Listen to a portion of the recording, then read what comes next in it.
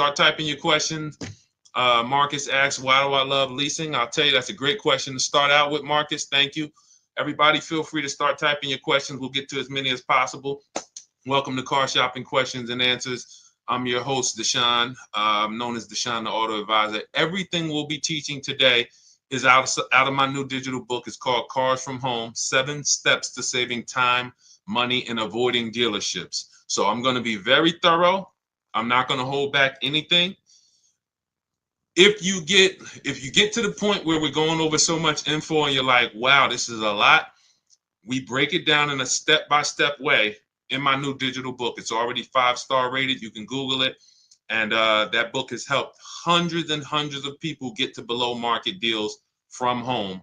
You can get a copy of it as part of our welcome offer. It's normally $97, but as part of our welcome offer, you can get it in our TikTok bio for 75% off, or in our Instagram bio, or we have a comment in the Facebook and the YouTube comments for you. Activate your 75% off, but it's only good for 30 minutes. That's our welcome offer to you. For those of you who you like more of a, Deshone, let's work together. Can we do this together? Then certainly you can click those same links and click Shop with Deshone. See if you qualify for our Done With You program, where you'll be, instead of reading, we have step-by-step videos, and then we have a Facebook community where you can ask all your questions. Over 1,500 people in that community, and we do 2 coaching calls a month with me personally. So let's get to it. Let's start with Marcus's question, and just keep typing your questions, everybody. As I see more people come on, we'll keep giving you the shout outs as new people come on. All right. Marcus asks, why do you love leasing? The payments. The payments. Let me show you an example of what we call a below market lease. Now, we need to distinguish very early on, all leases are not created equal. You need to get a below market lease, which means you're finding the dealer that's going to sell you the car for the lowest amount. We do that through a bidding process. That's why our process is called Cars from Home. So by putting dealers against each other, many of you struggle with negotiations. I want you to step out of negotiating, and I want you to start making people bid. Create multiple offers. That's what we do. So when you're getting multiple offers, you're going to find the dealer that's going to sell the car at the lowest amount. Every dealer has a different price. Remember this. Don't ever think, oh, Nissan is expensive. I wanted an Altima, but Nissan's expensive. No. One Nissan dealer has a different price than another Nissan dealer, and then another Nissan. They all have different prices. So let me show you what a below market lease looks like, because that's all we care about. Here's an example. Let me tell you my story.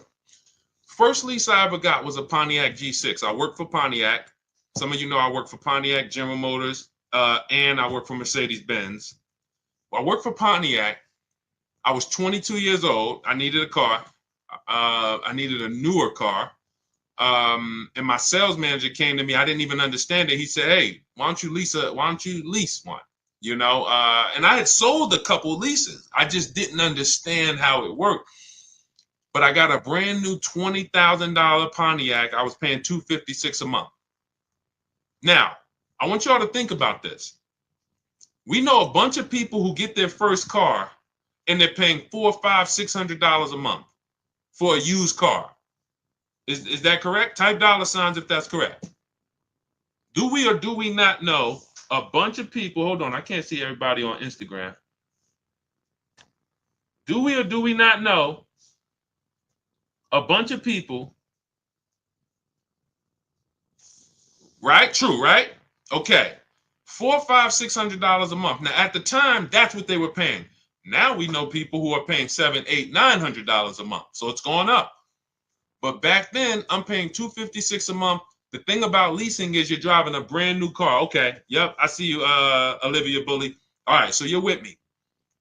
Because here's the question he asked me. Marcus asked, why do you love leasing? First thing I answered him was very simple, the payments. That's not the end, though. What I get to drive. Brand new car. Every lease I've ever had, me and my wife have had, I think, 7 leases. We just got our 7th lease on an Infiniti QX60 SUV. So, and we purchased cars too. I've had cars we purchased. But here's the thing. All brand new cars.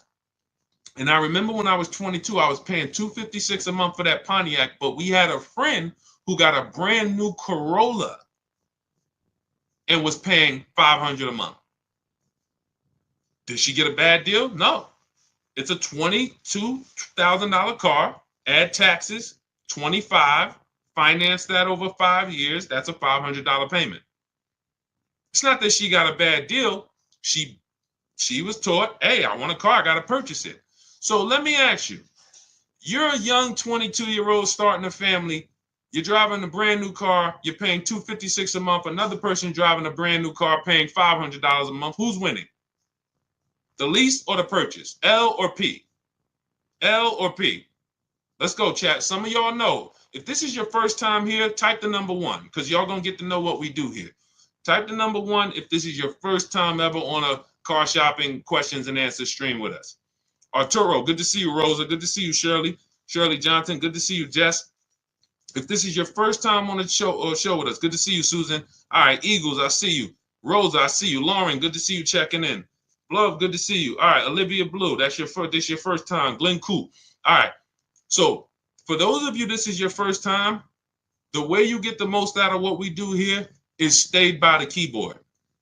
Stay by the keyboard because this is active. We're only here for about an hour and then we're out. We can go back to doing what we were doing, but God willing, you don't go back to car shopping the way you were car shopping. We can change the way you car shop on this stream, but you got to be tapped in. So that's the difference. The person who's leasing is paying far less. Now, let me give you an example of somebody like one of your peers. Forget about me. Look at somebody like, let's take Zafrina. Now, Zafrina got a 2024 Jeep Grand Cherokee. Look, $579 a month. $579 a month. This is a $66,000 vehicle. It's an electric SUV, $579 a month. Now, some of you know, every $5,000 on a car loan is how much per month? I don't expect any of you who this is your first time. Good to see you, PJE. Good to see you. 39, I see you. A lot of first-time people on here. But for some of you who know, you know what we teach. Every $5,000, Chuck Gibson, my man, good to see you. First time on YouTube. Thank you, Marcus. $100. So I want you to burn this into your head, everyone. Whenever you look at a car, every $5,000 on that price is about $100 per month. So when you look at a $20,000 car, and I want you to get used to associating the payment with the car without a down payment. Because if you go in like this, now you'll know how to control. No one can manipulate you. You look at that $20,000 car, you say, okay, that's going to cost me about $400 a month if I finance it, no money down. 5-year loan. Okay, $30,000 car, $30,000 loan, $600 a month. $50,000 car, $1,000 a month. See, this is if you purchasing. This is not leasing. Those of you who are purchasing, you need to have this rule in your head. So when you go in, good to see you, Dame Presley, Christina Mendez, a lot of people on TikTok checking in. When you go in, no one can manipulate you. See, you know how you get manipulated? You walk in, you look at that $50,000 car and you say, hey, get me the $600 a month on that. Now they know they can't get you the $600 a month unless they you're going to have to put a lot of money down or they're going to put you on like a 96-month loan and you're still going to put a lot of money down and you're still not going to be at 600. You don't know what the car cost. And when we look at leasing, you're not paying for the whole car. So let's go back to Zafrina. Zafrina is paying $579 a month, no money down for a $66,000 vehicle. That would normally be $1,100 a month. If she went in and said, okay, $66,000, how much is that vehicle if I wanted to get a loan on it, just purchase it, no money down? Because her lease she did with no money down. So we're working apples to apples. E.L. Harper, good to see you. They say, okay, it's going to cost you about $1,100 a month. She's paying $579. So most leases are 3 years. We don't do 4-year leases. Marcus, you follow up with Marcus just followed up with the why 39 months. We only lease for 3 years or shorter. You never want to take a 4-year lease. I'm going to tell you why. You're paying too long for a car you're giving back. You're paying too long. Good to see you, Daniel Adams. You're paying too long for a car you're giving back. The key with leasing is adding up all the payments at the end of the 3 years and saying, how much did I pay for this car over 3 years? When you do that, you'll see, like, let me give you an example. This is the Infiniti I just got, 2025. We just picked it up. 2025. Now, this is a $54,000 vehicle, if y'all can see it. $54,000. Okay? My payment on this vehicle is $499 a month. I put $1,270 down. $1,200. I gave them my first payment. I gave them the motor vehicles and the dock fee came to about $1,270. My payment's $499 for 36 months. Now let's add that up. Remember, $54,000 vehicle. How much would that be if we took a loan on it? Somebody tell me, based on our rule of $100 per. What's up, Zachary Hoffman, Ernest Pearson? A lot of people on TikTok today. Good to see y'all. How much would this car cost? I can't see everybody checking in on. It doesn't tell me when somebody checks in on Instagram. But how much would this $54,000 car be approximately? Yep, little under $1,100 a month. If we just went in and we just said, "Hey, finance me this car, 5-year loan, no money down," I'm gonna be about $1,100 a month. Now, let's add this up. I'm paying $499 a month for 36 months. That's $17,964, and then I gave them about another $700. $18,600 is what it's costing me over 3 years. $18,600. Now that is what we call a steal. It had a great lease program. They took off $8,000. The dealer that won the bid took off $8,000, beat all the competition. So you don't need to get a lease that aggressive. Look at Charles' lease on his Palisade. This is what we call a under 1% lease. But look at Charles' lease. Charles got a Palisade, 2024 Palisade. Look, he said he used our system. He reached out to 3,500 Hyundai dealers from home. He got 10 quotes back. And he said his payment on a almost $49,000 Palisade is $597 a month. $597 a month. You add these payments up, it's nowhere near how much money would be coming out of our household if we purchase. It's not even close. So then you might say, Deshone, what's the benefit of purchasing then? It's for the long term. That's why, everything I'm teaching is out of our 7-step Cars from Home system. It's the 7-step system in my new digital book, Cars from Home. But step 1 is what we call the most important question, which is how many years are you going to keep the car? If you're not keeping the car 8 years or more, you should not be purchasing it. You should be shopping for a below market lease. For those of you who are like Deshone, who's a long-term person? You keep your cars 8, 10, 12 years. Let us know. You're long-term. 3, 4, 5 years, 6 years, you ain't even thinking about that. You're long. What's up, Amanda F? Good to see you. Scott W. Juanita Harris. Good to see you. Who's the long-term people? Long-term. Do we got any? See if we got any. We're live on YouTube, Instagram, Facebook, and TikTok. Any long-term people? You're keeping your cars 8, 10, 12 years. Let us know how long you've had the cars. Thank you, Scott W. Appreciate you.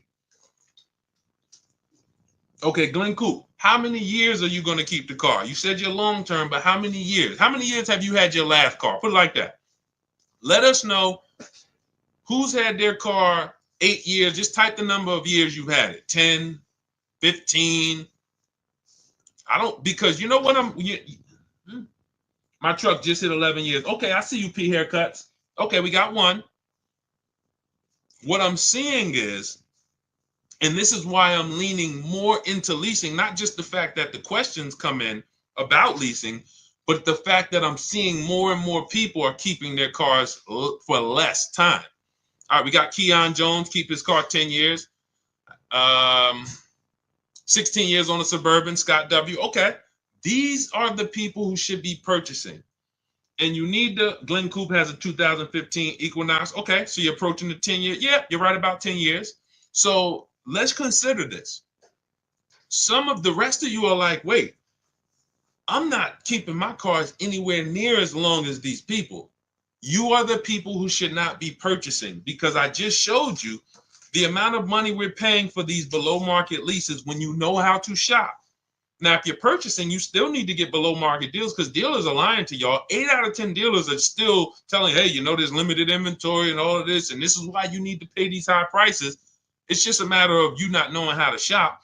That's what the Cars from Home system will teach you how to do. Make people bid, look at multiple offers. You still need to get below market deals. But if you are not keeping the car at least 8 years, you cannot win with a purchase. You can't win unless you're buying like Facebook Marketplace cars, $3,000, $5,000. Cool, that's a win. But if you're buying 15, 20,000 and plus vehicles that you're not keeping for 8 years, you're putting hundreds and hundreds of dollars a month into them. Not to mention repairs, warranty issues, all the things that you're like, it adds up, that you're not going to get back. That fortunately, people who get below market leases, we don't have to worry about any of this stuff. We're driving brand new cars, something goes wrong, we call the dealership, drop it off, they fix it, we go pick it up, and we have super low payments. So yes, benefits of purchasing long term, you pay off your car, you keep it long as possible until the wheels fall off. But if that's not you, you should only be interested in shopping for below market leases. Okay, we're clear? Everything that we're talking about is out of my new digital book, Cars from Home, 7 Steps to Saving Time, Money, and Avoiding Dealerships. It's normally $97. You can get it as part of our welcome offer for $24, but it's only for 30 minutes. That's our welcome offer. It's in my TikTok bio, Instagram bio, the YouTube comments, or the Facebook comments. And you can activate that. It'll be in your inbox by the time we end the stream, and you'll have everything we teach about how to get below market leases, new cars, purchases, how to get below market loans, high mileage driving strategies, bad credit. What do you do when you have bad credit? How does this plan change with bad credit? That's all in there. For those of you who are like, Deshone, can we work together? Can you walk us through this? We have our Cars from Home done with you. Click those same links, see if you qualify for that program. And then we have our group. When you see everybody, all of these people I'm posting from our Facebook group, same system.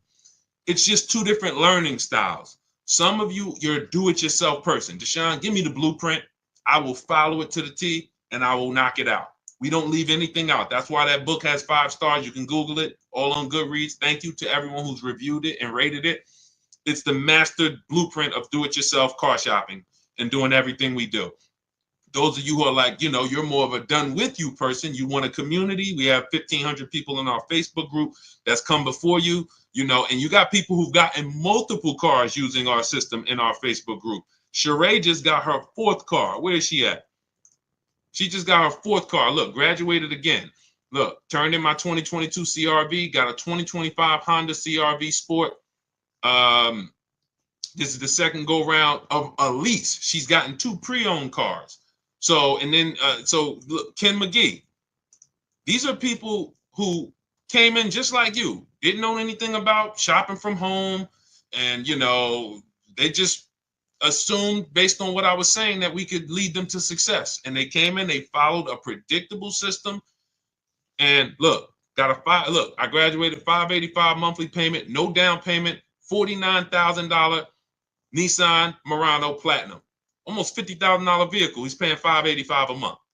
There's people right now paying almost $1,000 a month for that same vehicle. $900 if they took a long loan, $800 if they took a 96-month loan.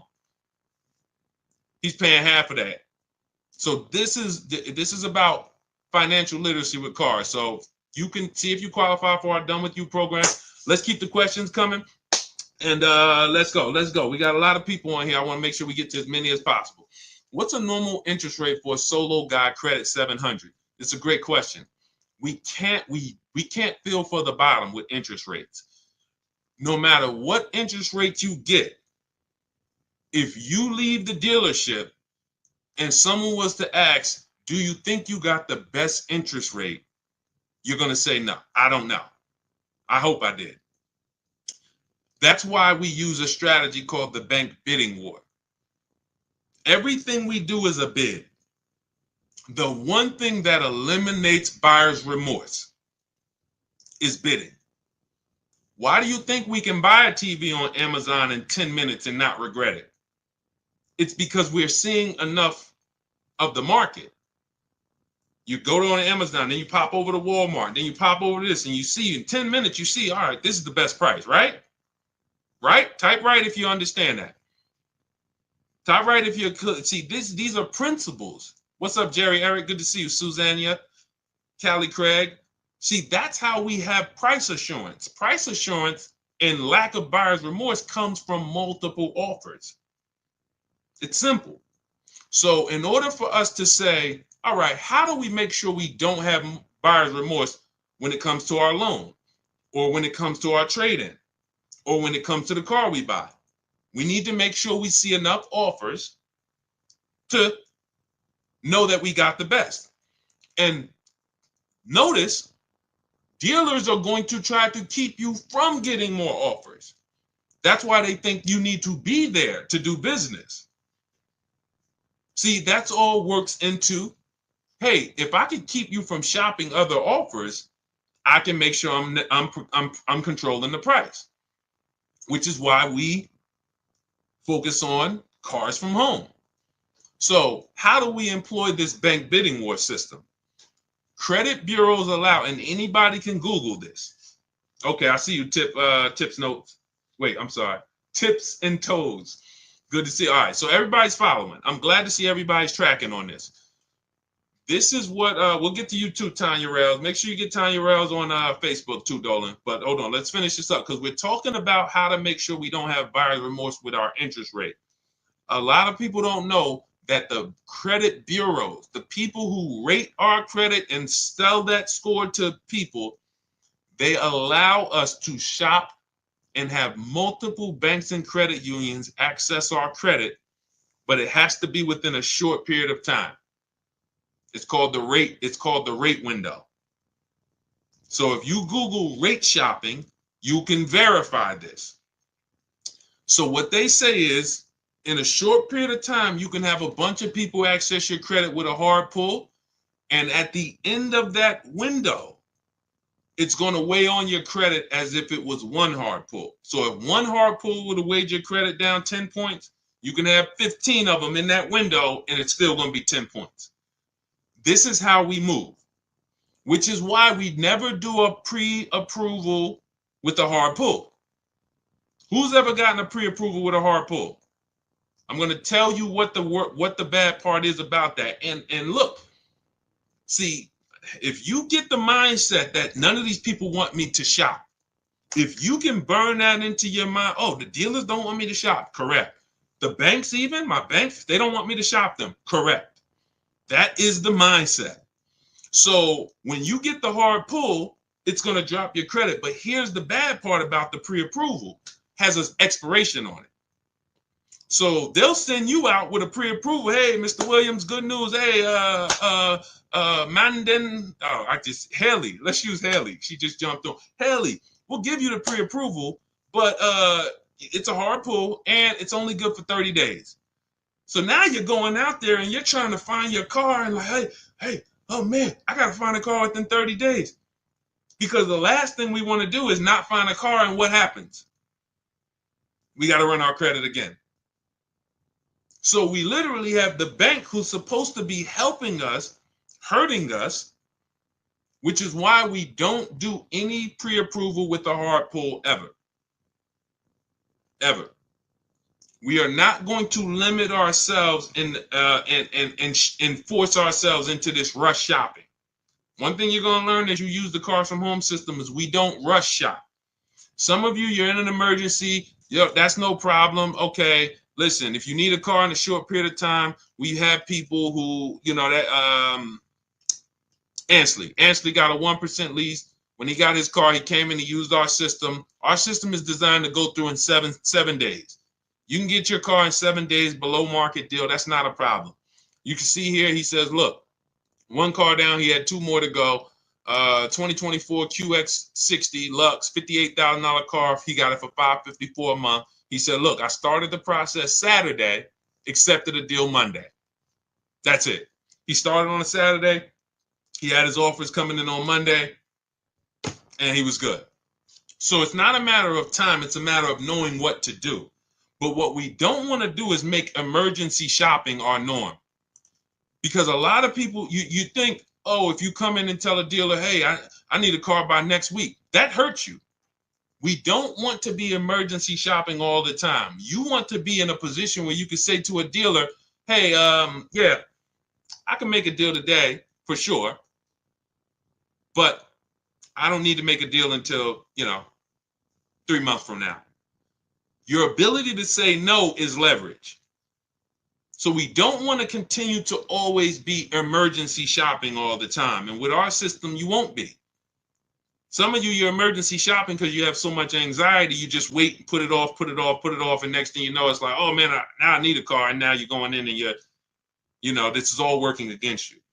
So we are not running our credit until we found our deal. This is going to sound way different than what you've been taught. If the banks were giving soft credit pull pre-approvals, we wouldn't need to do this. But they're not. Because they're trying to lock us in, they're no longer doing these soft credit pull pre-approvals. If you can find one, if your bank does it, that's what you want to do. Soft credit pull pre-approval. Tell me around about what you think my interest rate would be, and then let me go shop. Now, if your bank or credit union does that, that's the move. Once you do, in our system, we have a calculator that we do. We use the average interest rate. We put it in the calculator so we can budget, because the only purpose of a pre-approval is to budget. That's the only purpose. Just like when we buy a house, you're pre-approved for $400,000 at a 4% interest rate. Now we can budget. Let's go find our house. Same thing with a car. It's only to budget.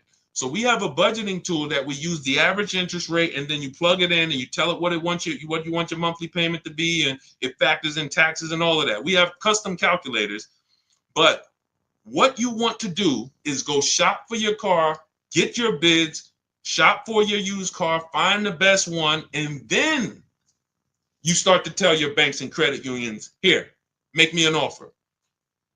That's when you are going to let people run your credit with a hard pull. This is called the bank bidding war. This is a system we've been using for a year.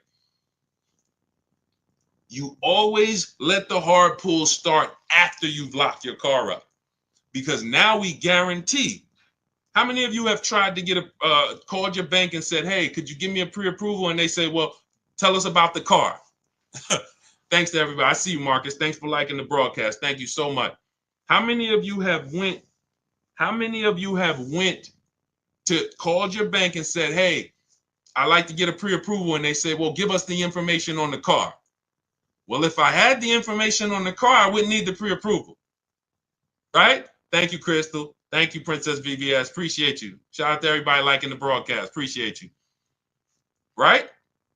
So they're working against us. It's okay. We just need to realize that. There's nothing wrong with people working against us. Just let's be aware of who's working against us. So now what we're doing is we're locking up our car, finding the dealership we're going to get our car from. You can do it our way, you could do it your way. Find your car, and once you lock the car up, that's when you're now coming home and saying, all right, let me call my bank, let me call my credit union, let me go online and let all of these people run your credit, because it's going to be within a small period. And then what we do is we see if the dealer can beat it. All right, here, my best interest rate is 5.7. Dealers probably have another 5, 10, 12 banks that they work with. If you guys can beat the 5.7, I'll do the deal with you. So now you've shopped everybody and let them bid, and now you're letting the dealership bid. And now when you look at the end of the month, all right, I guarantee I got the best interest rate because all of these people were competing. Type dollar signs if that makes sense. Type a dollar sign if we got that. Okay? I don't want to move on to the next thing until I'm sure we got that. This is called the bank bidding war. This is how we guarantee. Okay? Okay, I see you tips and toes. All right, I see you, Princess V. Okay. All right. This is the bank bidding war. This is how you guarantee the only way. Look, I need you getting to a point where you no longer are buyers. If you can walk out of dealership and I can come to you and say, hey, Al Berrigan, good to see you. You just got your car. Hey, you think you got a good deal? Yeah, Deshone, I think I got a good deal. Would you bet $1,000 that I can't find a better deal? Oh man, no, I ain't gonna bet that. All right, listen, how much did you get for your old car? You traded it in? Yeah, they gave me like 12,000. Would you bet $1,000 that I can't find somebody that would have paid more for that quicker? No, I ain't gonna take that bet. No price confidence because there's been no bids. But if you bid your car out to CarMax, Carvana, in step 2 of our process, we have a 7-step process. Step 2 is the equity assessment. We're getting bids from CarMax, Driveway, Carvana, KBB Instant Cash Offer, Car Guru's Cash Offer, AutoNation Cash Offer. 6 offers we're getting. Takes us 20 minutes. So now if he bids that out and you say, hey, you think you got the most money? Yeah, of course I did. Because I let all the people who buy cars make me an offer. When we bid out our loan, when we sit at home and we see the entire market on a used car, every used car within 100, 200 miles of me, I seen it. I made sure I got the lowest one. I'm shopping for a new car or at least I'm talking to 25 dealers in our system. We have something called the 25 to 5. We reach out to 25 dealers all online. We're not talking to these people.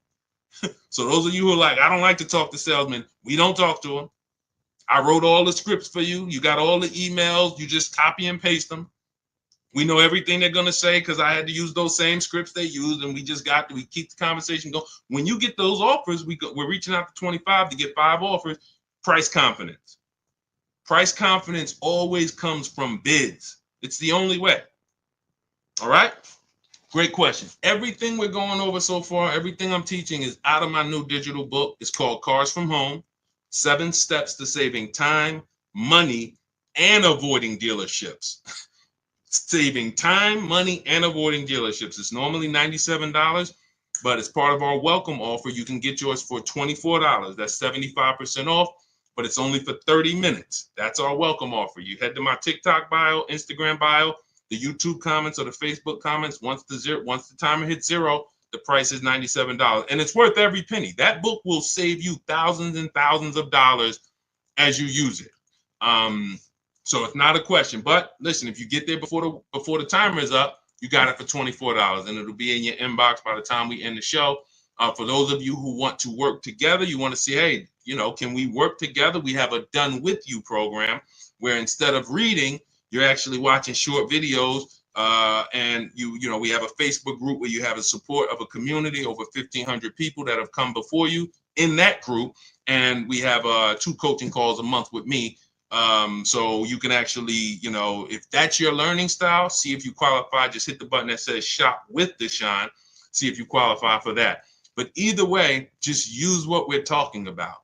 If you can get it from these streams, you use what we're talking about. So that you can start to have confidence in your car buying purchases, and so that you can save all the money that you should be saving.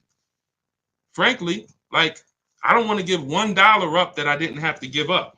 And many people are giving thousands of dollars up that they should not be giving up to these dealerships and banks. All right, go ahead, Dolan. Let's keep the questions going. That was a great question. We had to go into detail about the bank bidding war, but we got a lot of questions, so we're going to try to get through as many as we can. I think Dolan is trying to, he's trying to go through them. Okay, I struggle with leasing only because of mileage. I travel too much. This is a great question, and this is a misconception. In my book and in our system, we have two different strategies for high mileage drivers. If they're short term is we're not keeping our cars 8 years. And then we have one for long term. Because here's what typically happens with high mileage drivers who purchase their cars. You're buying your cars, you're putting a ton of miles on them, You're depreciating. Thank you, Pastor Frank. Thank you for running the lights up. Shout out to everybody who running the lights up on TikTok. Thank you. When you see the way the value of a car falls through the floor for a high mileage driver, it's amazing. You get a $40,000 car, they put 100,000 miles on it in 3 years, 4 years, and the car is worth half. They're depreciating their car way worse than the average driver. So with that being the case, you need to take different steps. The last thing you want to do is take out a normal loan. You're going to be upside down because your car value is dropping like this, but your loan is only dropping like this, very slowly. So you typically in 3-4 years end up with a car that's almost, that's really lost a ton of value while your loan is still ridiculously high. You're $10,000, $15,000, $20,000 upside down. We don't want to do this anymore.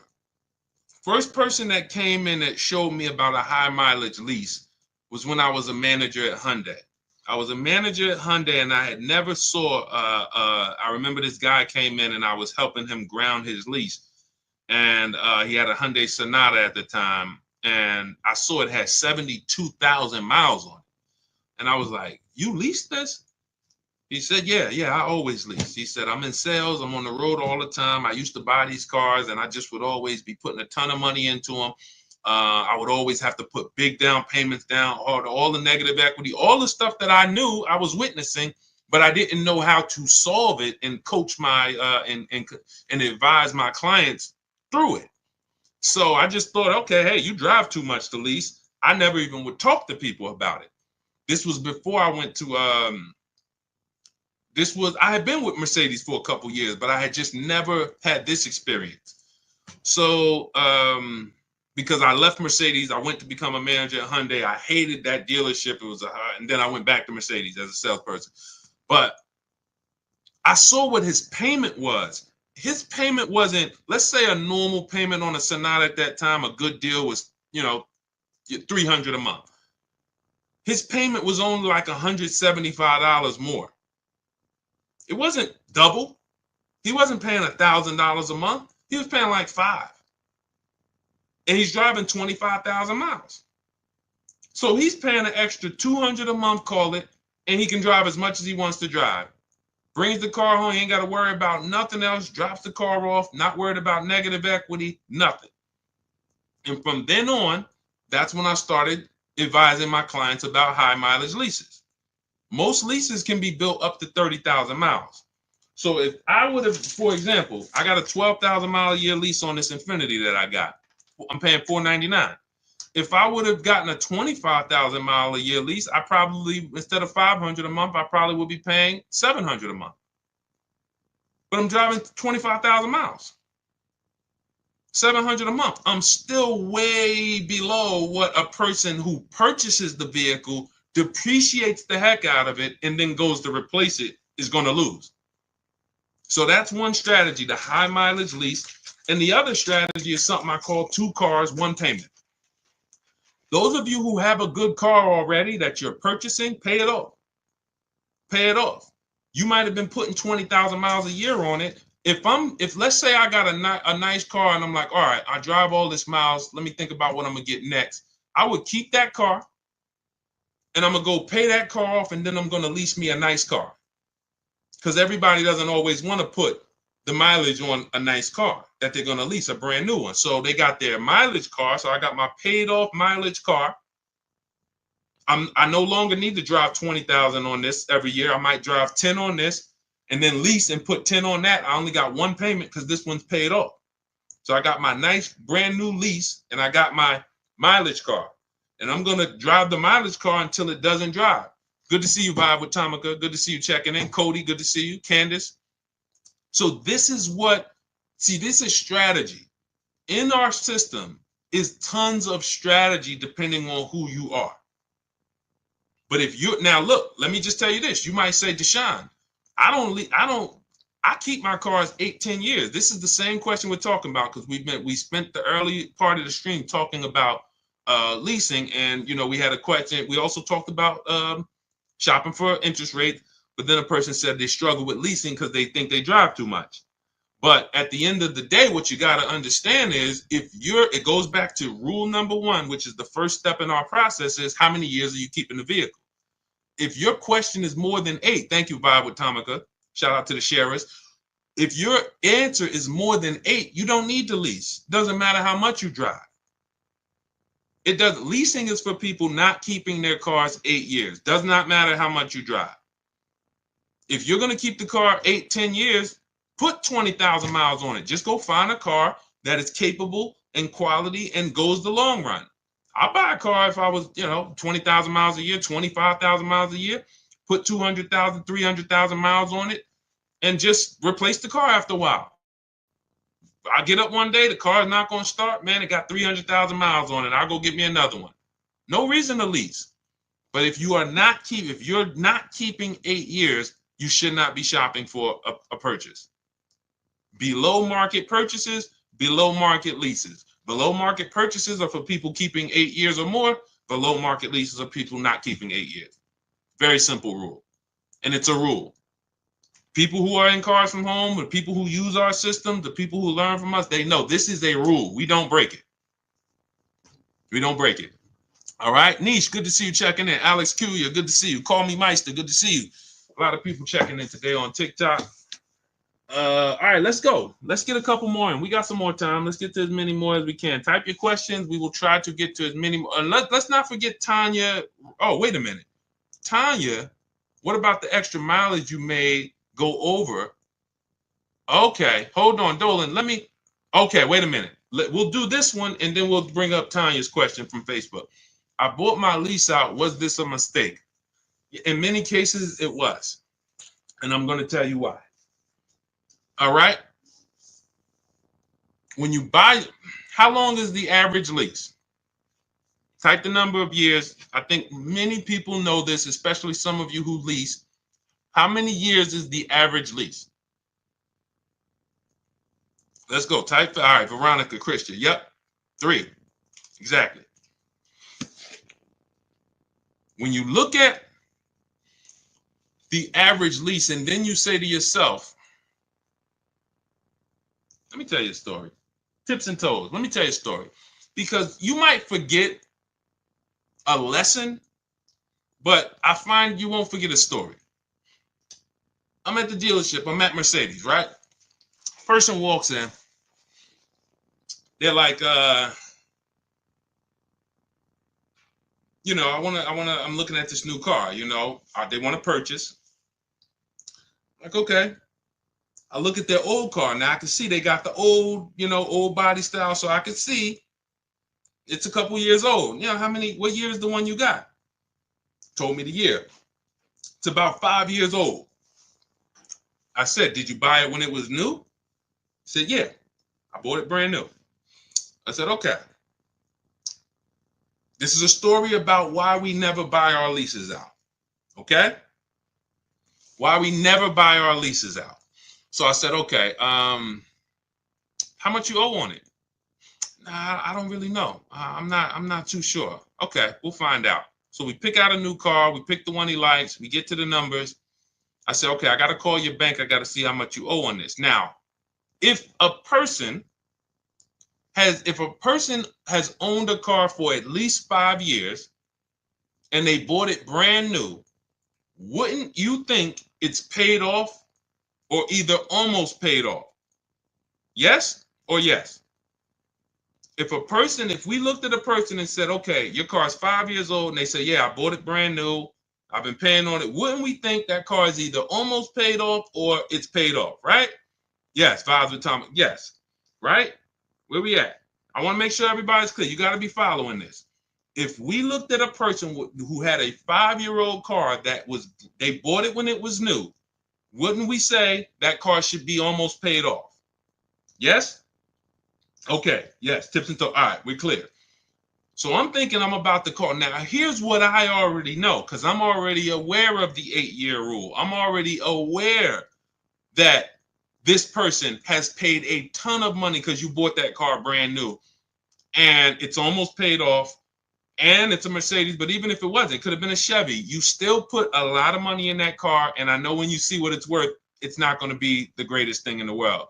So what I'm already prepared to do, which is what I've done with some other clients, is to tell that person about leasing and to show them how you can actually lease, and whatever your car is worth, just go put that in the bank. Because these are typically people, when they buy new cars, who are used to putting 20% down. They're used to, 10 grand down, 12. They're used to that. They're used to whatever their old car is worth, rolling it over into the new transaction. They're not used to saying, wait, so you're telling me I could lease the brand new car that I want. I don't really have to put much down. And if my car is worth 15 grand, what do I do with that? Yeah, you just put that in your bank. Really? So I'm prepared to deliver this information. So I talked to the used car manager. Let's say the used car manager says, okay, the car is worth about, 18,000 because it was a Mercedes. So I call the bank. Hey, I'm calling for Mr. Jones. We'd like to find out his payoff. Yes, the payoff is $17,400. 17,000. Wait, how did? No, I'm sorry. No.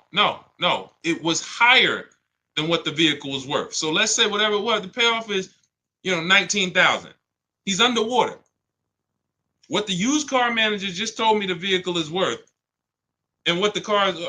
Hold on. I'm like, hey, Mr. Jones, they're saying you still owe like close to 20,000 on the truck. Oh, you know what? Because what had happened was I leased it for 3 years and then I bought it. Okay. I hang up from the bank. So we've been in this car for 5 years and we still are upside down. How does this happen? This happens because most people who buy their leases out are going to take at least a 5-year loan, and sometimes 6. So the first question we asked when we got this question was, what's the average lease? How long is the average lease? You guys said 3 years. So then we say, when we look at buying our lease out to have a similar payment, hold on. I always have that alarm go off. To have a similar payment, we need to take a 5 or 6 year loan. And in many cases, it's 6. It is 6. What's 3 plus 6, y'all? Anybody here signing up for 9-year loans on cars? When you buy your lease out, this is the only time where we end up spending or committing to 8 or 9 years to pay on the same car. Now, is there an exception? Yes. One exception. 8-year rule. How does the 8-year rule go back into this? Because that's always the first question. See, when you buy your lease out, it's a transaction. I want you to look at it as all I'm doing is buying a car, but it's a used car, but it's my car. When you buy your lease out, all you did was buy a used car. That's it. But it's your car. So before we ever would buy a used car, we would ask ourselves the most important question, which is, how many years am I going to keep the car? Because if it's less than 8, we're not going to buy that used car. We're going to shop for a pre-owned, for a below market lease. So if you said, all right, I'm going to buy my lease out, and from the day I buy it, I plan to keep it at least another 8 years, then go ahead, buy it.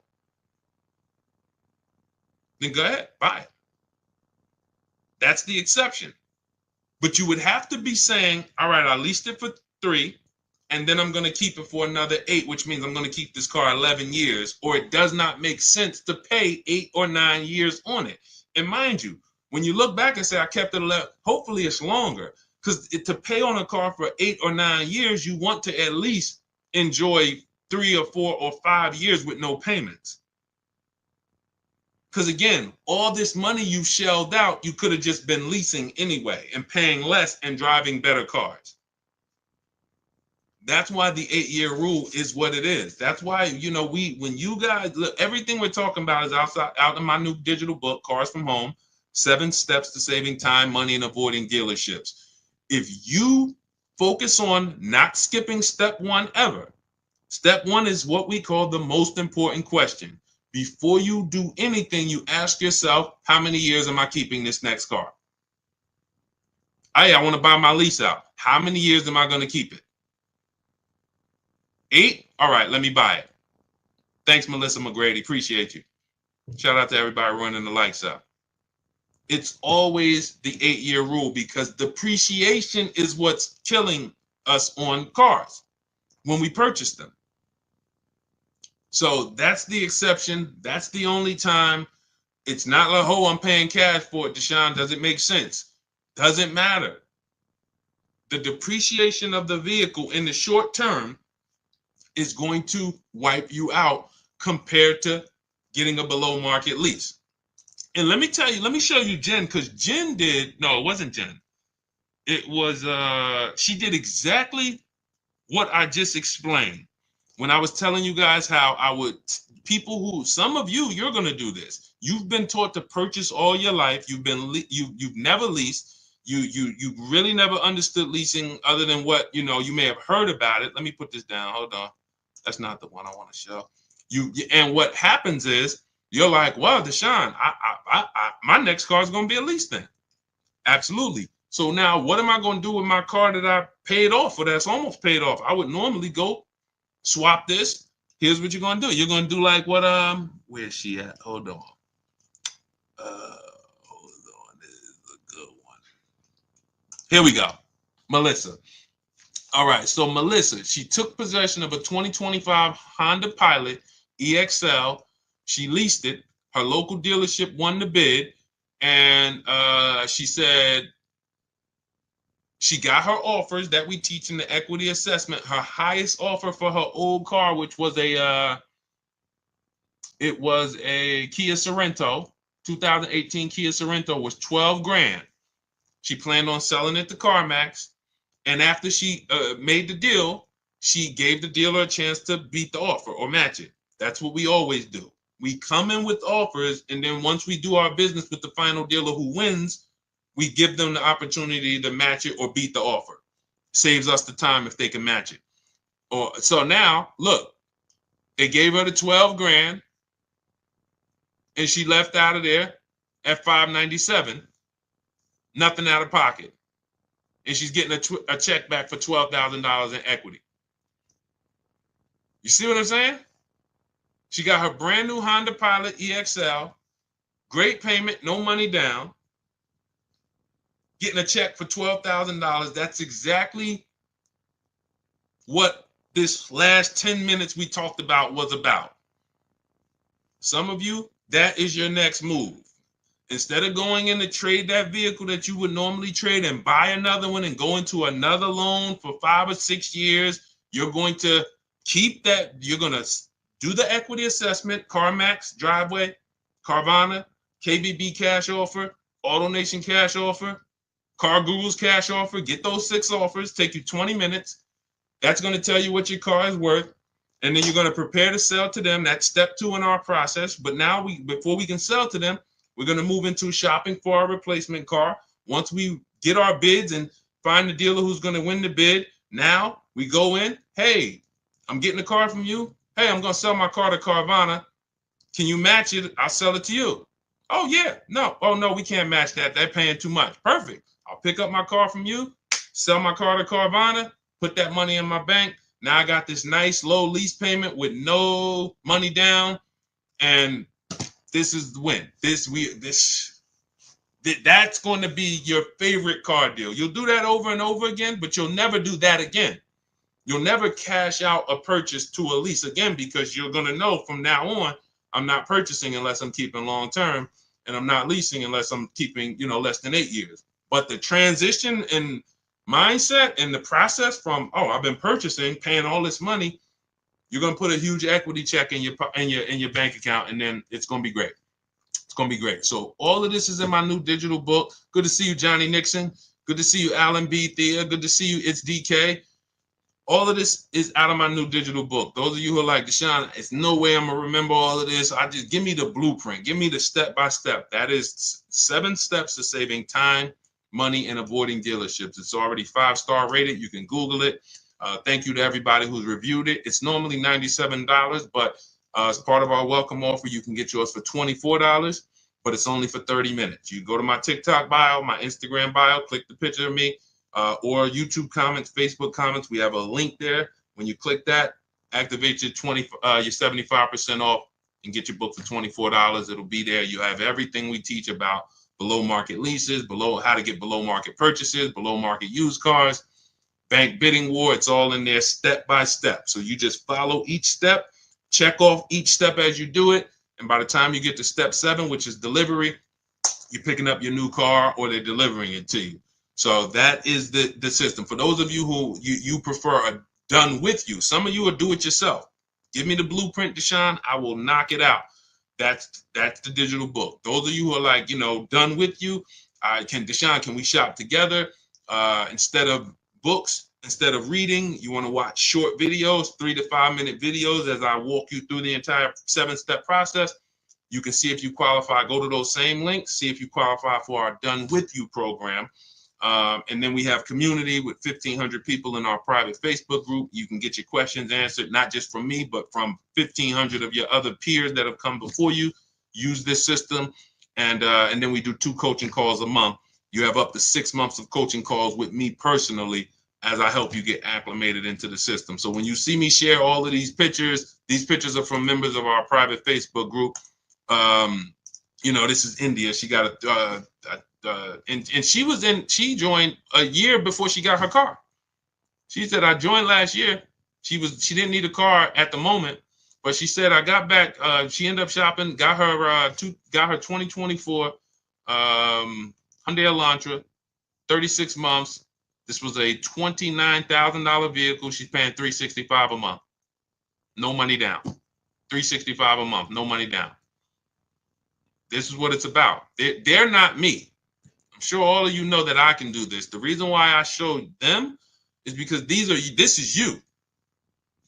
They were on broadcast just like you and followed a simple system, strategic system, and these are the results. All right, let's go. All right, Liam McCall, thank you so much. Enjoy it. Use it. Use it like the biggest weapon in your tool belt. Stay on steps. Don't jump ahead. Don't think, hey, I noticed Deshone didn't talk about that. You'll notice that I ordered things in a particular way. It's for a reason.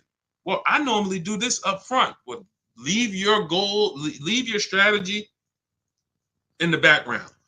That's why it's about unlearning. Unlearn, relearn. Unlearn everything you were taught about car buying and come in and just follow each step.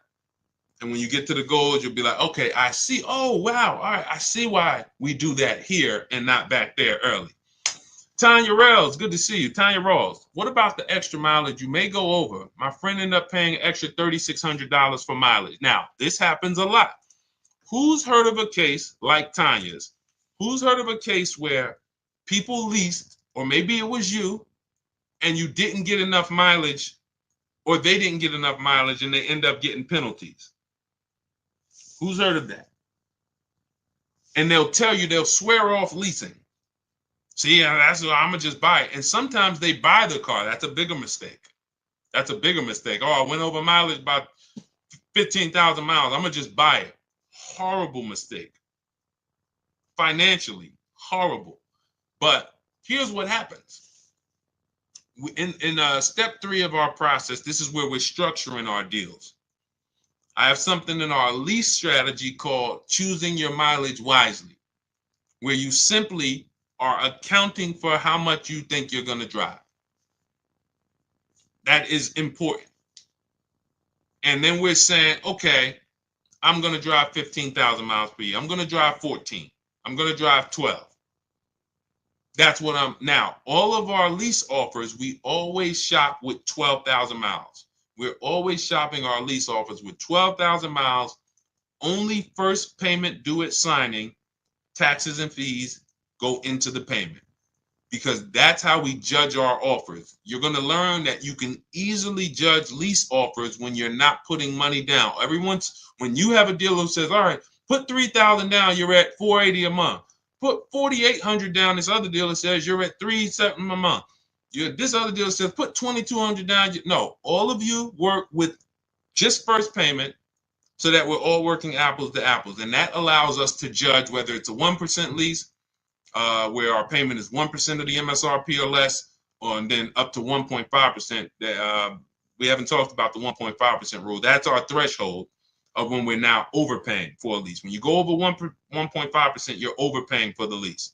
It doesn't make financial sense to lease that vehicle.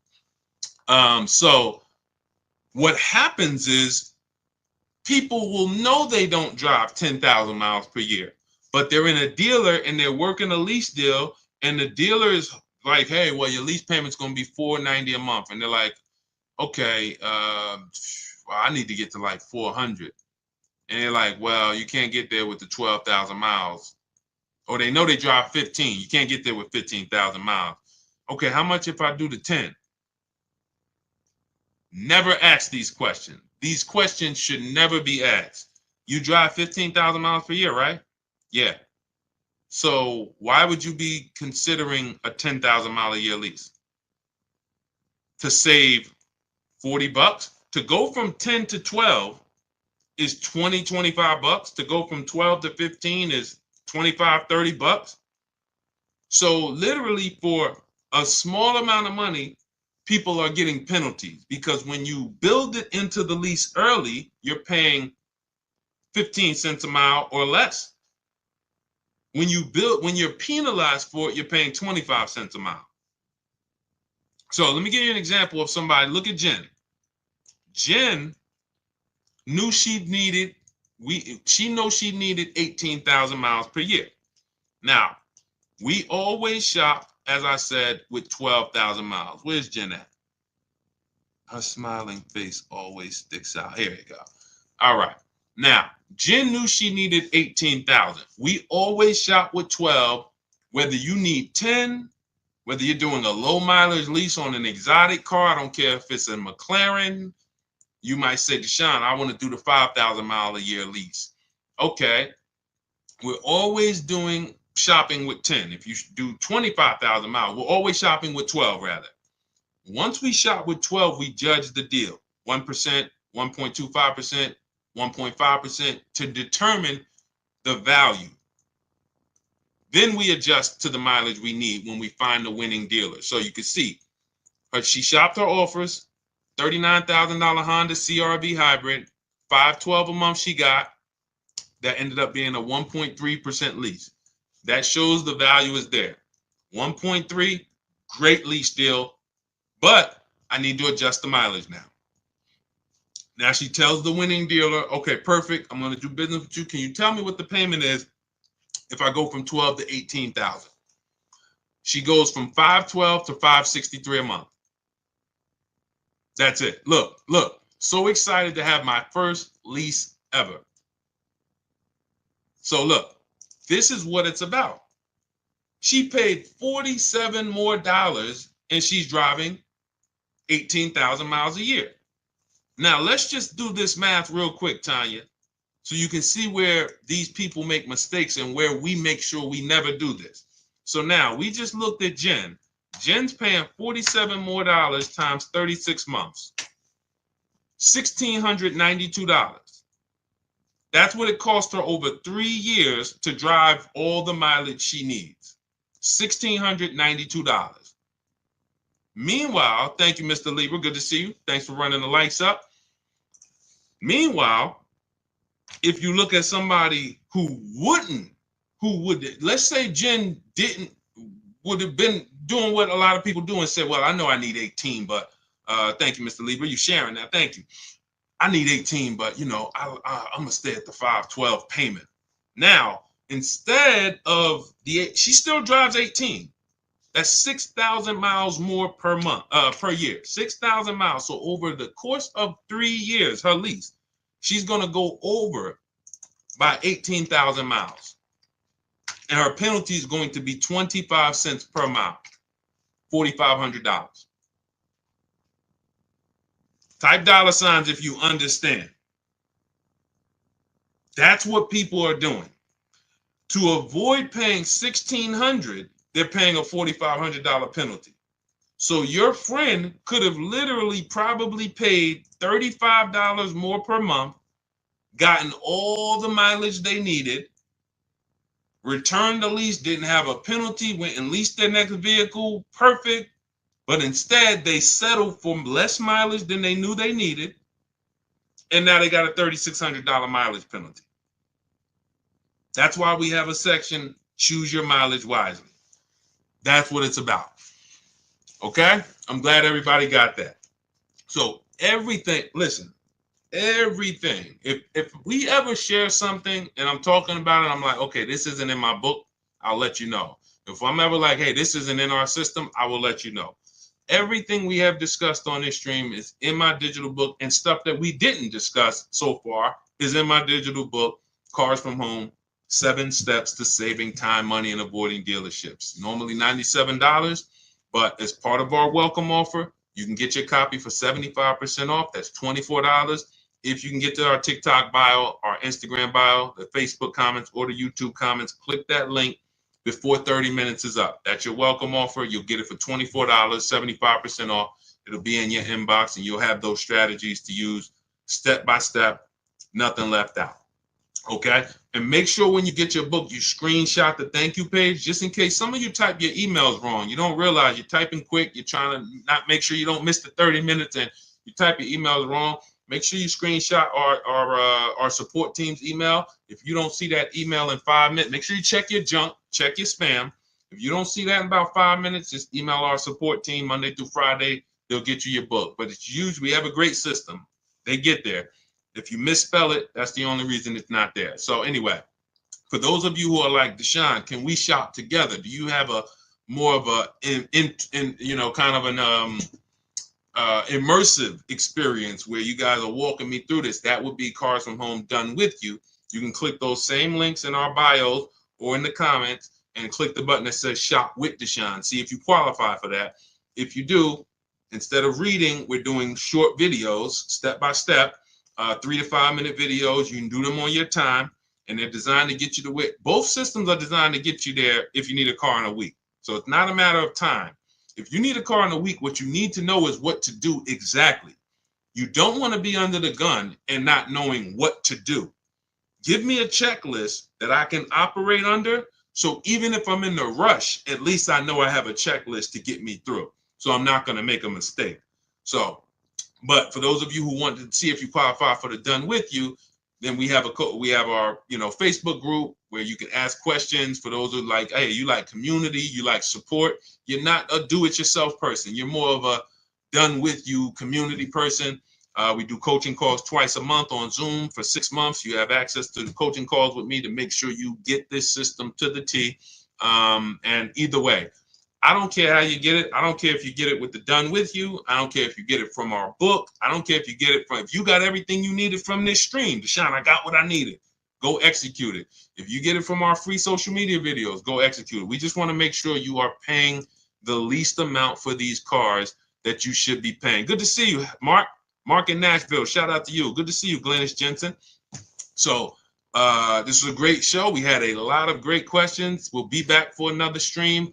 All of you continue to unlearn, continue to make these dealers bid. Never one dealer, never one dealer. The name of it, if you don't remember anything else, you don't have the book, you're not with our Done With You program, remember, never one dealer. It's about multiple offers. You could be the worst negotiator in the world. If you get multiple offers, you're going to save money by accident. Okay? Create competition. All right? So, great show. Appreciate you guys. Great questions. God bless you guys. See you soon.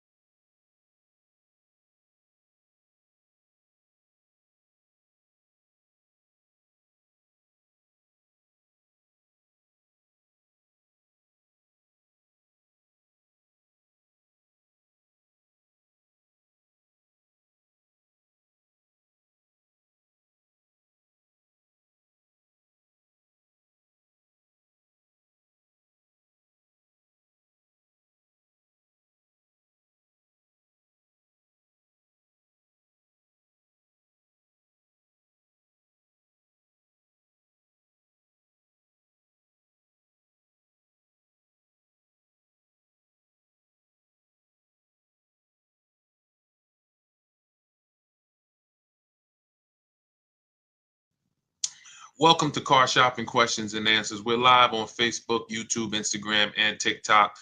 My name is Deshone. I'm known as Deshone, the Auto Advisor. And over the next hour, we're going to spend time getting your questions that you have about car shopping. I'm going to tell you some questions you should be asking that you may not know you should be asking. And then, feel free to ask ask any question. I have my man Dolan in the background moderating. So we're going to try to bring in all the questions we get from every platform to make sure that nobody is left behind. So feel free. Who's car shopping right? Well, I always like to ask as you come in, if this is your first time on the broadcast, just type a number 1 so we can send a welcome to you. Willie B, thanks for liking. I see. Shout out to everybody hitting the likes. I appreciate you, Willie B, for. I've been very, very, we've been doing this since 2020. And I can't tell you guys. Welcome, Mark. I see you. Shout out to Mark on YouTube. Thank you. I cannot tell you how bad the deals are when you do not know how to get great deals. When you're going out here negotiating right now, the dealers since the pandemic especially have been using market conditions against you, fake market conditions, limited inventory against you. And they sell you these stories that are just not true. But the minute you believe them, they are true. And what's up, Prodigal Son? What's up, Deanne Rose? Shout out to everybody checking in. Good to see you all. What we want to focus on, I want you to learn the cars from home mindset, which is cars from home. That is not just our process, that's the mindset. 90% of what you're going to do to pay less than everyone is out here paying is going to be right here in your house. It's going to be at work. It's not going to be in dealerships. You have no leverage in dealerships. Dealers have all the leverage because they make you think they're the only ones who can give you this offer. You don't realize that there's 20, 30 other competitors that they have, and their mission is to stop you from talking to those people, or their mission is to stop you from being able to access getting offers online. So that's what we're going to be discussing over the next hour, and I'm going to look at any other question that we get in, and we'll bring them on to the show. Everything we'll be talking about is going to be taught out of my new digital book. It's called Cars from Home: 7 Steps to Saving Time, Money, and Avoiding Dealerships. So as you hear everything and you're like, man, Deshone, I want the whole blueprint step by step. That's my digital book. It's already 5 stars. It's normally $97. But as part of our welcome offer to you, you can get a copy for 75% off, which is $24. But it's only for 30 minutes. You head to my TikTok bio, Instagram bio, the YouTube comments, or the Facebook comments. We have a link for you to use, and that'll get you your book for 75% off.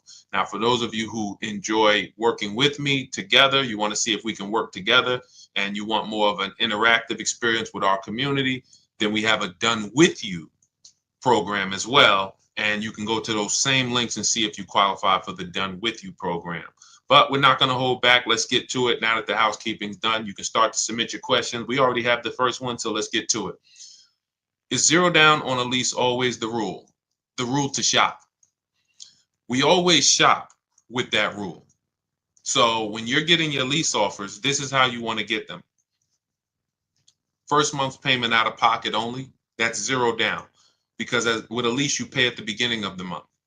So if you do 0 down, that doesn't mean you don't give them your first payment to drive off. So we're always shopping our offers with only first month's payment due at signing. I like to use those terms. Remember those terms. I made a video about this. It's been seen a lot, but some of you may have been seeing it. Always use the words total out of pocket, not down payment. Because total out of pocket is a much more direct and clear conversation. I expect $1,000 total out of pocket. I expect first month payment total out of pocket. When you use the words down payment, who's ever made a deal with a down payment and then you came in and they said, well, what about your taxes? Who's ever had that happen to them? Type me if that's happened. You said, okay, I'm doing X amount down. But you show up to pick up your vehicle and they're like, okay, well, what about the taxes? Or what about this? And And you're like, wow, I thought that was included in the down payment. Who's ever had, are we go, listen, the key to winning here is a couple keys. Winning here is about being honest, because listen, this is going to sound like bad news. You're going to figure out over the next hour, Deshone, sounds like I did a lot of things wrong. Yeah, that's okay. Yes, you did. But I got to tell you the bad news first so we can get you to stop making these expensive mistakes you don't even know you're making. So I see you. For the people who are being honest, you understand. The reason that happened is because down payment is an ambiguous word. So it can mean total out of pocket, but some dealers could spin it and say, well, no, that was just your down payment. So we like to use the word total out of pocket. So we always shop lease offers with total out of pocket, first month payment, and 12,000 miles per year. And we get our offers with the taxes and fees in the payment. Now, you must get at least 5 offers for a lease for you to see what the below market lease is. Because we've been doing this, but I mean, besides my experience with, since 2006 being in the car business, I've personally, since 2020, helped hundreds of people personally shop all over the country. And I know that if you don't operate with 5 offers, you're not going to be able to see that 3 to 4 of them are going to be overpriced. Big mistake that they've programmed you. Shout out to the sharers. I see you. Thank you. Thank you, Art. I see you, Kim. Thank you so much. Appreciate everybody who's tagging somebody. Listen, your friends will be mad at you when they come and tell you that, hey, listen, I bought this car and I got ripped. I hate they ripped me off, and then you say, hey, you see, follow this guy Deshone. Hey, how long you been following him? A year? I watch his stuff all the time. Well, why didn't you share it? So share with your friend so that we can protect these friendships. Because when people lose on cars, they get very mad. So we want to stop them before they actually go make these mistakes. But that's what you want to do. You need to shop your offers with first month's payment, put the taxes and fees in the payment, get your offers, and you need to get at least 5, because then you're going to see, wow, 3 or 4 of these are overpriced by a lot. So, when you hear people say, oh, I got a quote from Nissan, they're expensive. No, that one Nissan dealer is expensive. You need to get another quote from a different Nissan dealer, which is why everything we do is from home. Because most of you are like, oh man, Sean, I got to drive from dealer to dealer to dealer. No, we don't do that. We make our deals in literally 90 minutes, 2 days, a couple days from home, couple hours from home.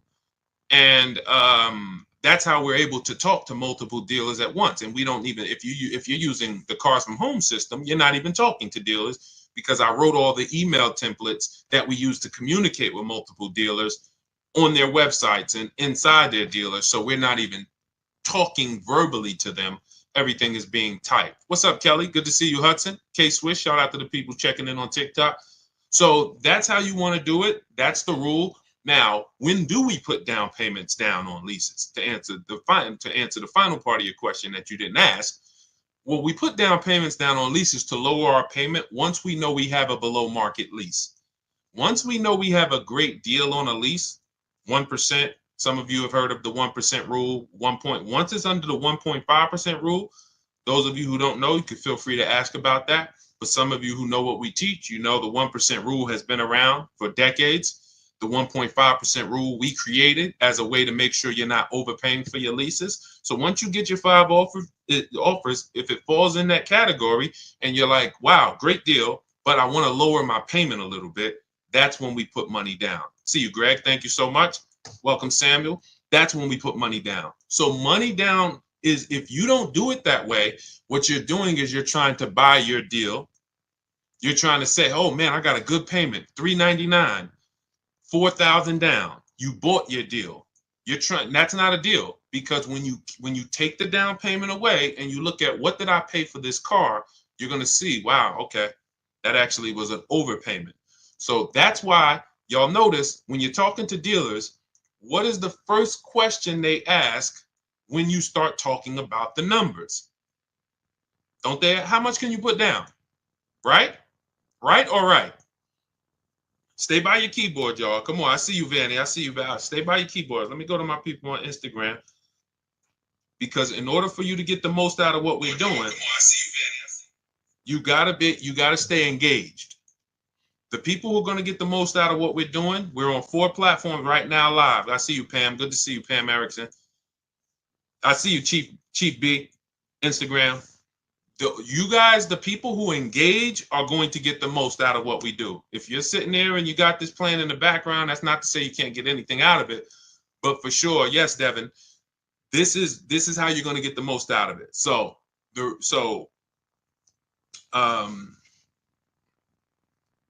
Yes. Okay. Yeah. I'm just watching the comments. So the 1.5% rule just says that if you're the 1% rule. Somebody asked what's the 1.5% rule on Instagram. So being that all these questions, this person who asked this first question, my answer to that has created secondary questions. Let me just answer that, and then you guys can type your questions if it's unrelated. If it's like, okay, Deshone, I want to know about used car shopping. Deshone, I want to know about getting a loan, financing, bad credit, whatever. Then you can ask that. But I just want to finish this since we're talking about this subject. We don't buy our deals. We must get a great deal before we put money down. And in order for us to do that, we shop with no money down. So we have to shop with no money down, analyze the deal. Great deal, perfect. I want to lower my payment a little bit. Let me put money down. Does that make sense? Type $ if we're clear on that part so far. Then we're going to, now let's talk, type $, because then what we're going to do is we're going to talk about the analyzing of a great deal. Good to see you, Bike Life. Analyzing, I see you, K&D. Thank you. All right, MFD Dad. All right, perfect. So now let's talk about this 1% rule and this 1.5% rule. So when I heard about, I remember when I heard about the 1% rule, I worked for Pontiac, GMC Buick. It was my first company that I worked with in the car business. And I was hearing about the 1% rule then, which is if your lease payment is 1% of the MSRP or less, it's a steal. It's a steal. Doesn't mean you can't do better than 1%. You know, some of you, we talk about Frina sometimes, and Frina, she actually got a 0.88% lease. So we don't always want to even, you know, there's several factors that are going to, you see her payment was $579 on a $65,000, almost $66,000 Jeep Grand Cherokee electric version. So you need certain things to be lined up to even be able to get a 1% lease. It's based on getting a big discount, which we're going to get by competitively shopping. We're going to find the dealer that's going to give us the biggest discount. But in order to get to the lower percentages, you need a great lease program. That's going to be your residual. That's going to be your money factor. That's going to be your any incentives, rebates. We don't know any of this stuff before we shop for the vehicle, because I know what some of you are thinking. Deshone, how do we know those vehicles? You don't. Frina didn't know that when she was shopping for that Jeep, it was going to come in at 0.88. All you can do, that's why when you use our system, we shop the market. It takes us a day, 2 days. We're getting offers and we can see, okay, this is what the market is on this vehicle.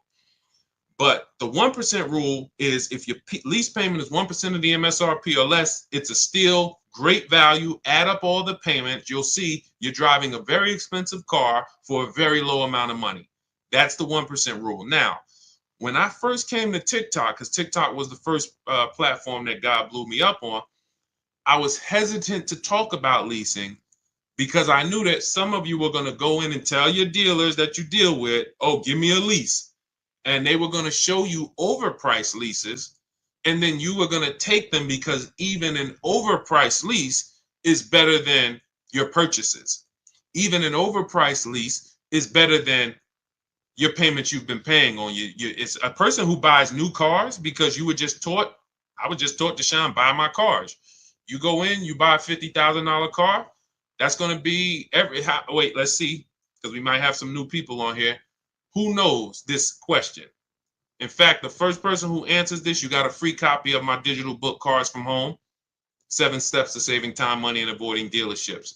Every $5,000 on a car loan, when you look at a car, every $5,000 is how much per month? I'm watching Facebook. I'm watching. Every $5,000 sorry, on a car loan. Sorry. Anybody? Jordan, you got it. Jordan was the first person I saw.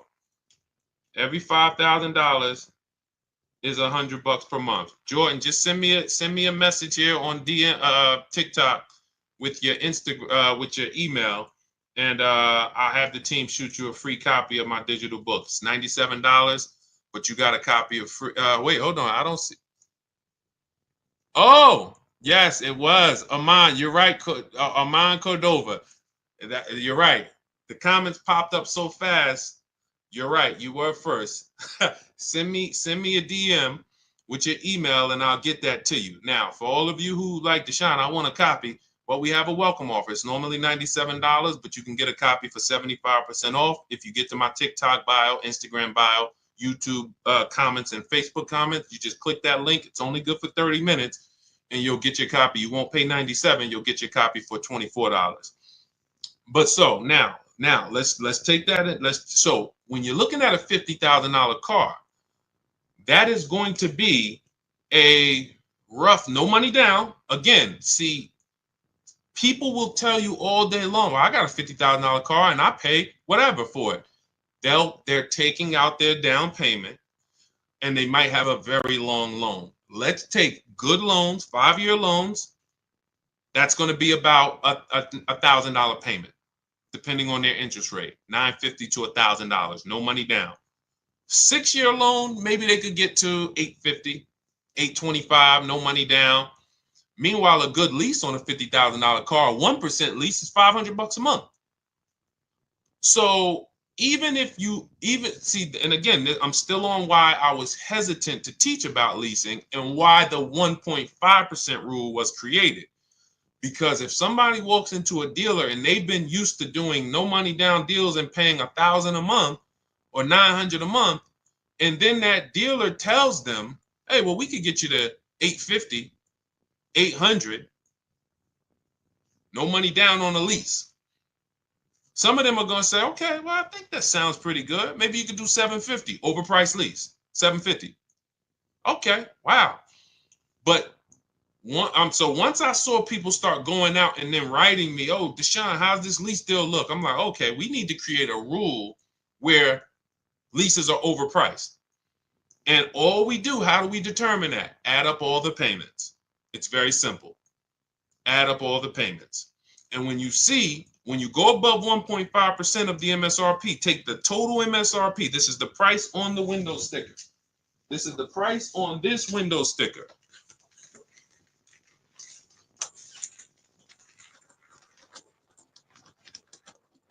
That. You're taking this price right here, total MSRP. This is a vehicle that I just got. I just got this vehicle, 2025 QX60. I'm paying $499 a month, and I put $1,270 out of pocket. 1% lease. I didn't get it negotiating. It didn't take me battles with dealerships. I made the deal from right here, the same way I want you making deals. Now, when your payment is over 1.5%, and again, why was this able to be here? Well, I had a loyalty rebate because I have an Infiniti. They took off $8,000. They had rebates, and they had a good lease program. That combination created a 1% lease for me, under 1%. Now, let's say a brand doesn't have as many rebates. All right, with a great deal, maybe 1.2, 1.3. Let's say a brand has more demand, less discounts. All right, 1.4, 1.5.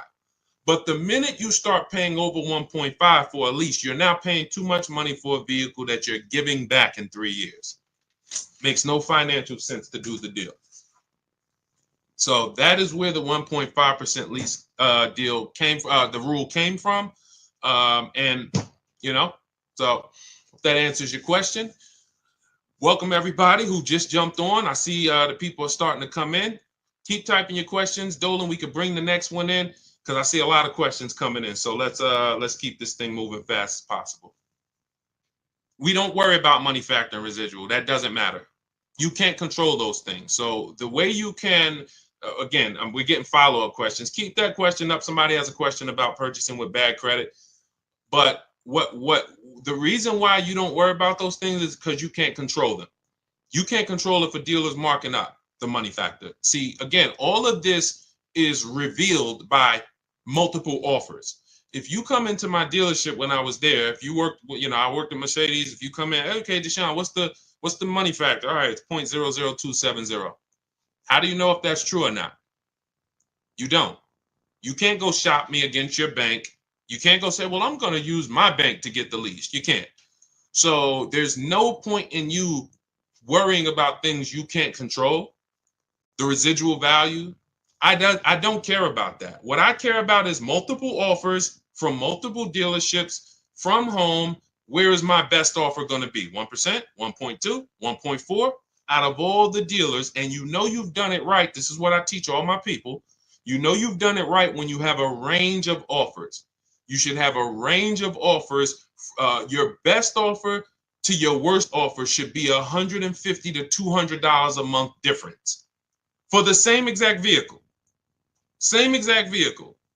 You should be able to see, wow, the best dealer is like $505 a month, and the worst dealer is talking about $700 a month. That means you've done it right, because 4 out of 5 are going to be overpriced. But everyone I teach who've gotten deals, when you look at, some of you on TikTok, you can't see this, but if you watch the replay on Facebook or Instagram, you'll see a bunch of people that we share all the time in my groups. They send me their deals, and we can see, look, 1%, $10.50 a month. Somebody just got a Yukon XL. They dropped the pricing from 75 to 36 to 70 grand, 1.5%, because it was a 2025 and they have no supporting programs. They have no big rebates, brand new vehicle to the market. Then you have 585, 1.1. This is a $49,000, almost $50,000 2024 Nissan Murano Platinum, $585 a month. Ken got right around the holidays, 1.1% of the MSRP. He's talking about they accepted his counter offer. We have a built-in calculator in my book and in our courses where you just plug all your offers in and it spits out with the counters to send, because you never want to accept an offer without countering. But this is what no one here is worried about. Residual, they don't even know it. We don't know it. I don't know what the residual value is on this Infiniti truck that I got outside 2025. I don't care. Doesn't matter to me, because I'm not thinking about buying the vehicle. I'm not going to buy my lease at the end. I don't do that. We don't do that. I don't care what the money factor is. All I care about is my payment is 1% or less of the MSRP. My payment is 1.2% of the MSRP. My payment is 1.4% of the MSRP. I don't care about how we got there. I don't care about how many rebates they had or didn't have. None of that stuff matters to us. That's why we're able to just shop the offers. This is the stuff that slows you down. Worrying about things you can't control. Worrying about things that if you're negotiating with a dealer, they can manipulate. We sit at home. We use the scripts and emails that I use, that I've written for you guys, send them out, let the offers come in, and then we see where the best one is. This is how we shop for new cars and leases. Very, very simple. All that other stuff is a waste of time. And as a car salesman, all of that other stuff, if you came in with that mindset, there's nothing you could do to beat me, because you don't know the truth. You just don't know the truth.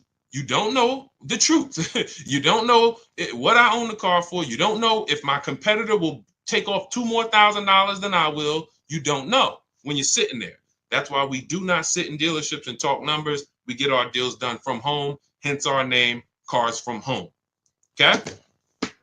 All of you who like Deshone, I'm already getting overwhelmed that we got 2 steps for you. You got the blueprint. That's my new digital book, Cars from Home, 7 Steps to Saving Time, Money, and Avoiding Dealerships. You can get your copy for 75% off in my TikTok bio, Instagram bio, YouTube comments, or the Facebook comments. Click that link. It's for 30 minutes. Or you can join if you qualify, you'll see a link there that says Shop with Deshone. And we can, when you see these people, they're in our group. We have, over 1,500 people in our group where we shop together, and you get coaching calls with me. Or you could just keep asking questions here and try to get some clarity. Either way, we want you to get to your answer so that you can have confidence the way we move. All right. What do you suggest for a person with bad credit? First thing, first rule, first step in our process, 7-step process, is for you to ask yourself, how many years are you keeping the next car? Very important, because whenever you are going in, hey, Lori, what's up, Dantes? Whenever you are going in to buy a depreciating asset. You want to analyze first how long you're going to keep it. What's up, Rico? The minute you don't take this into consideration, you have not dealt with the most important aspect of getting depreciating assets. At some point, this thing's going to stop depreciating like this. And what a lot of people do is they buy these depreciating assets, pay them off with a 5 or 6 year loan, if they even pay them off. Some of them even you trade them before you even paid it off. And then you go and you start a whole nother loan on a new depreciating asset right before it would have slowed down in its depreciation. What does that mean? Who has a car in their driveway right now who they've had it for more than 10 years? What's up, Chucks? Vanny, good to see you. We got a lot of questions coming in today. All right, I'm going to try to talk fast. A lot of questions coming in today. Who has a vehicle right now in their driveway you've had it for more than 10 years? Let us know. Not a lot of people. What's up, Keith Miller? Good to see you. Devin D, how many years have you had it? Let us know how many years you've had it. Put it like that. How many years have you had the vehicle? I want to clearly distinguish with these people. I want everyone else to pay attention because these are the examples of what we call keepers. All right, I see you, MG Daddy-O. All right, so you've had a vehicle 12 years. These are what we call keepers. Good to see you, Keith Miller. That means I've kept my vehicle so long, it's no longer depreciating. See, when you first get your vehicle, it's depreciating like this. Like this. It's literally a slope of losing value. You look at what your vehicle will be worth a year from now. It'll be worth $3,000 less. 2 years from now, it'll be worth $8,000 less. Like you're in a big depreciation cycle. But when you get to where Devin is and where MFG Daddy is, and these people who've had their cars for 12 years, 11 years, their vehicle is going to be worth next year about what it's worth today. They've reached what we call the reward stage. What's up, Josh? Starry Skies, good to see you. A lot of people checking in on TikTok. When you get, this is the purpose for the purchase. Because purchasing is expensive. You buy the whole car, you have to pay for it. You're on your own with the warranty. Once it expires, there are expenses. So what's the good part then? At some point, I'm going to get to a point where I own this vehicle, it's paid off, I have no payments, and it's not depreciating as much where I can hold on to it, keep it, pass it down to my family, not go get another vehicle and start the process all over again. That's the difference. So the first thing you want to ask yourself if you have bad credit is, how many years am I going to keep the car? That's step one in my book, step one in our process. How many years am I going to keep this car? If it's more than 8, then I need to be purchasing, whether it's a new or used car. I need a below market purchase. Can't pay what everyone else is paying for their purchases. Below market purchase. But if I'm not going to keep the car for 8 years, then I need a below market lease. Because when you add up all the lease payments on a great deal, it's no comparison to a purchase. What I'm paying for this Infiniti truck, it's a $54,000 truck. I'm paying $499 a month. After 36 months with this lease, $499 times 36, I would have paid $17,000 plus I gave them the money for the I gave them about another $700. I would have paid $18,600 for a $54,000 truck. Y'all get that? Type dollar signs if y'all understand the math. If y'all understand the value. $54,000 truck, I'm only paying $18,000 over 3 years. That means if I bought it, that's all the depreciation I'm going to pay for. $18,000 total out my pocket, out of my family's bank account to drive a $54,000 truck. Doesn't include taxes and everything. Some of you who are going to buy these trucks, you're buying taxes and everything. That'll put you around 58, 18,000. So when we say leasing, some of you have heard me say, you can't get a good deal if you purchase, but you should have leased. It's over. Deshone, how many years are you? I'm only keeping this car 5 years, but I purchased it. Could I have gotten a good deal unless they gave it to you for half off? No. No. There's no way a below market lease is too many times better than a purchase for you to get a good deal on a purchase and win. So with bad credit, that's your question you're asking yourself first. Now, if you don't, you can't qualify for a lease. No problem. Now we're going to set ourselves up to get a lease, though. And in order to set myself up to get a lease, I'm going to get me an inexpensive car, smallest car I could get a loan on, drive that for 18 months, 2 years, establish a payment history, get my credit up to 680, 690, and then in 18 months, 2 years, I'm flipping into a lease. That's in my book. That is in our, when we have two processes. Everything I'm teaching you is, we have two different ways we teach people. Everything I'm teaching you is inside these processes. One is the do-it-yourself.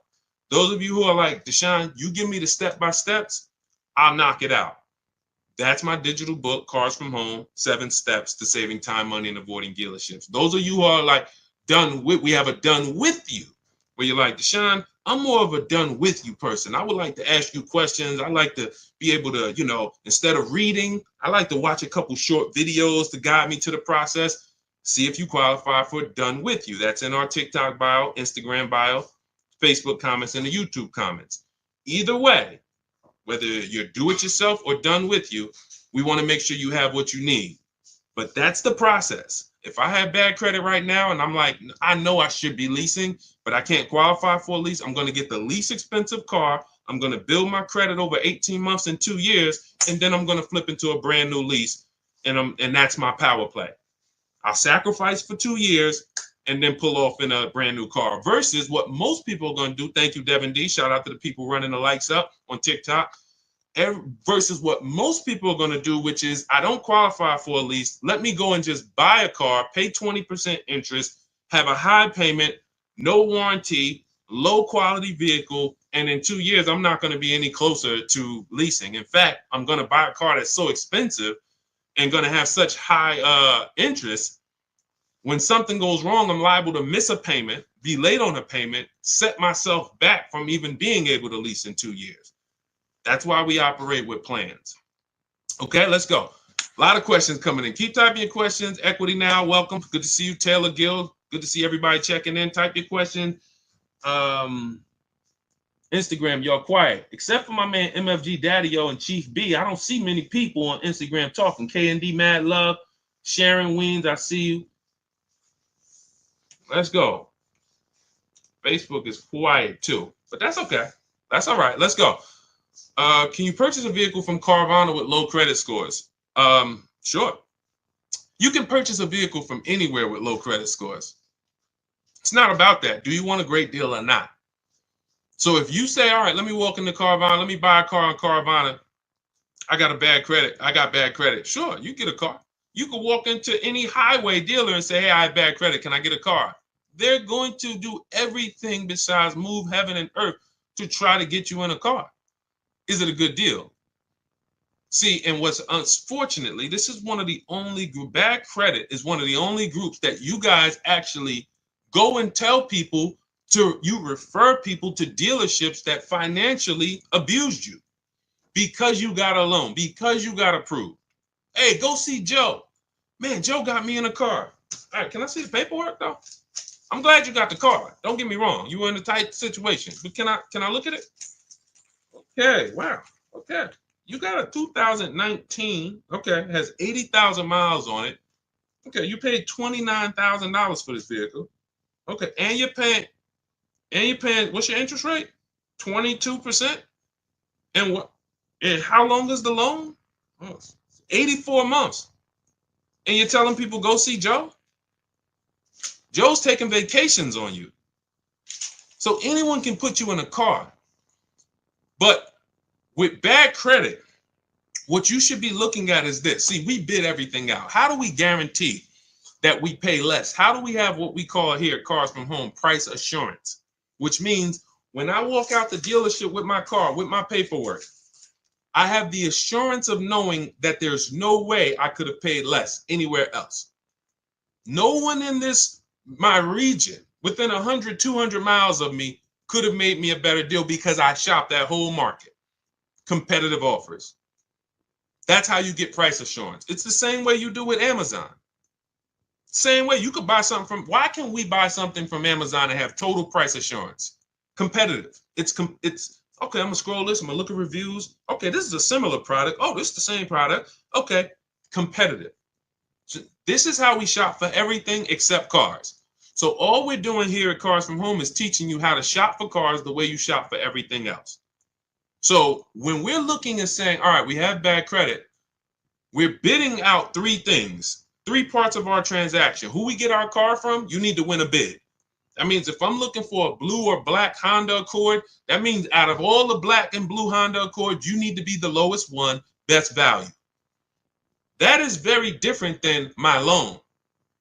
My loan, I need to pay more because I'm a higher risk. The loan, I need to pay 20%, 18%, 22% because I'm a higher risk. Has nothing to do with the price of the car that I'm getting. That's the second thing we bid out, our loan. Now, when you, thank you, Devin D, appreciate you. Thank you, Simone, good to see you. When you don't bid out, with bad credit, you lose the ability to bid out your loan because there's not many people who are going to give you a loan. We have some resources. We use a company called Limbuzz. They help a lot of people. I don't have any affiliation with them. They've never paid me a dime. I've never personally worked with them, but in my research, says they'll approve a lot of people. So now you can't bid that out because there's not 10, 15 people bidding for your credit like us.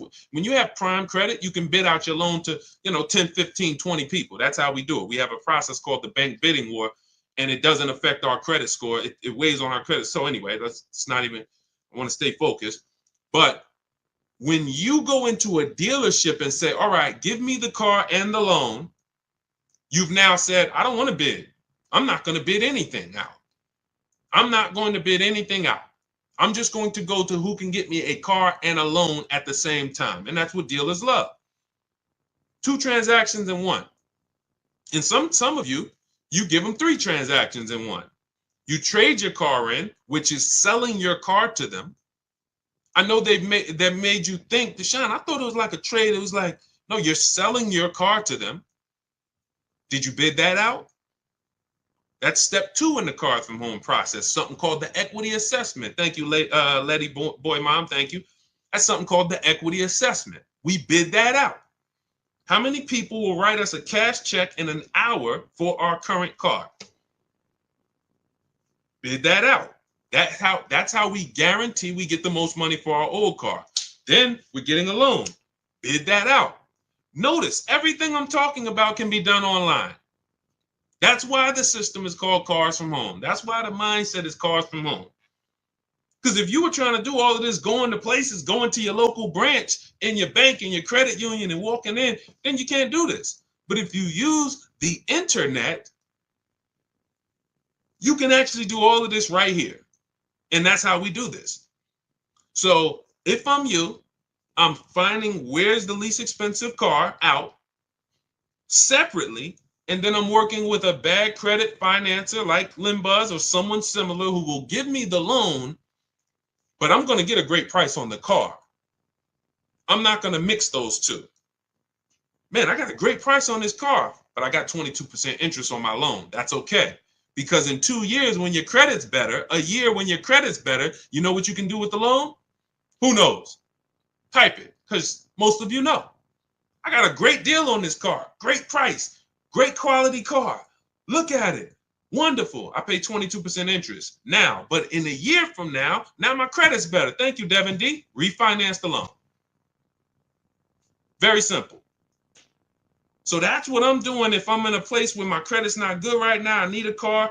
Perfect. I'll pay higher interest right now. Work on my credit in a year, 2 years. Refinance the loan. Now I got a good loan. Great car. Perfect. Versus if you go into a dealership or you go into Carvana and just overpay for the car and you overpay for the loan, now forget about that plan. You go to refinance in 2 years, you're not even going to be able to. You're still going to be upside down too bad. You'll be upside down too much money, right? Great question. All of this is laid out. See, there's a plan for everybody. Everything I do was to create a plan for everybody. High mileage drivers, anyone who drives over 18,000 miles per year, type HM. In the chat. Type HM in the chat if you drive over 18,000 miles per year. You can't move the way regular people move. You can't base your moves on a regular driving. You don't drive the same. Most people depreciation look like this. You drive 18, 20,000 miles a year, yours look like this. 4 years, you got 80,000 miles on the car. You're depreciating your cars faster. You have a different strategy. We have a different strategy for people who are going to purchase versus lease, buy new cars versus used cars. But it's all 7 steps though. No matter where you are, what your profile is, 7 steps. That's why our system is based on 7 steps. So if you're like, Deshone, I want the whole blueprint, that's my digital book, Cars from Home, 7 Steps to Saving Time, Money, and Avoiding Dealerships. It's already 5-star rated. You can Google it. This is what hundreds of people have used since we released it to get below market purchases from home. You can see all the reviews. Thank you to everyone who's reviewed the book on Goodreads. We appreciate you. You continue to help that book stay at 5 stars. We appreciate you. But you can get a copy. It's normally $97. Part of my welcome offer. You can get it for 75% off. It'll be $24, but it's only for 30 minutes. That's our welcome offer.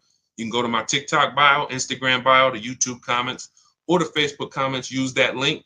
That's your do-it-yourself blueprint to below market leases, purchases, used cars, new cars, high mileage driving, bad credit strategies, all in there. Now, for those of you who want community, you see me sharing all of these people. You see me sharing Zafrina's deal. You see me sharing Kimberly's deal, Ken's deal. You see these people, Sheree's deal. Look, Sheree graduated again. She's gotten 4 cars. She joined us, our Done With You program, where we have, instead of reading, you're doing videos, short videos, 3 to 5 minutes, very bite-sized videos, like if we were having phone calls. She's gotten 4 cars since she's joined us back in, she joined 2021. She's one of the first people to join us. So this is her first, this is her 4th vehicle. You know, she got a 2025 CRV hybrid. And she talks about all the improvements we made when we created our calculator. She like, we didn't have this when she first started. So she's been able to see all the improvements and things that we've added in terms of, making our system even easier.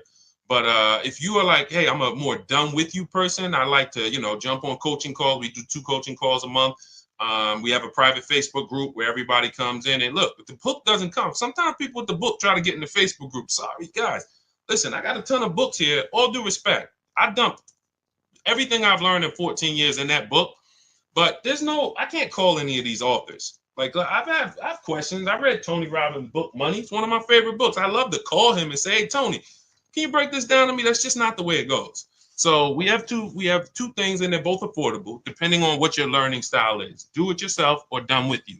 You can click the links in my TikTok bio or in the comments on Facebook or YouTube or my Instagram bio, and you can see if you qualify for the Done With You program or if you want to do it yourself. Either way. All right, let's go. We got more questions coming. Let's keep it moving. I see you still, Calvin. All right, hold on. We're coming. All right, I'm curious to know whether or not, if you have a family member that works with one of the major car companies, is that a best way to buy a car from the A to or B? Wait, I'm sorry. Is that a best way to buy a car from the A plan or B or the B or C plan? I wouldn't. It doesn't matter. Family members don't matter. You can only do what the dealer is willing to do. I mean this with all due respect. I've had car salesmen come on my streams. There's 2 types of car salesmen that come on my streams. People who they're not trained. They have no idea about the numbers I talk. I will watch car salesmen over and over buy cars, buy them, not lease them, trade them in 3, 4 years, 2 years, lose a ton of money, just do it over again. I'm like, you don't even understand your own business, but it's not their fault because we're not trained. So I can't fault them.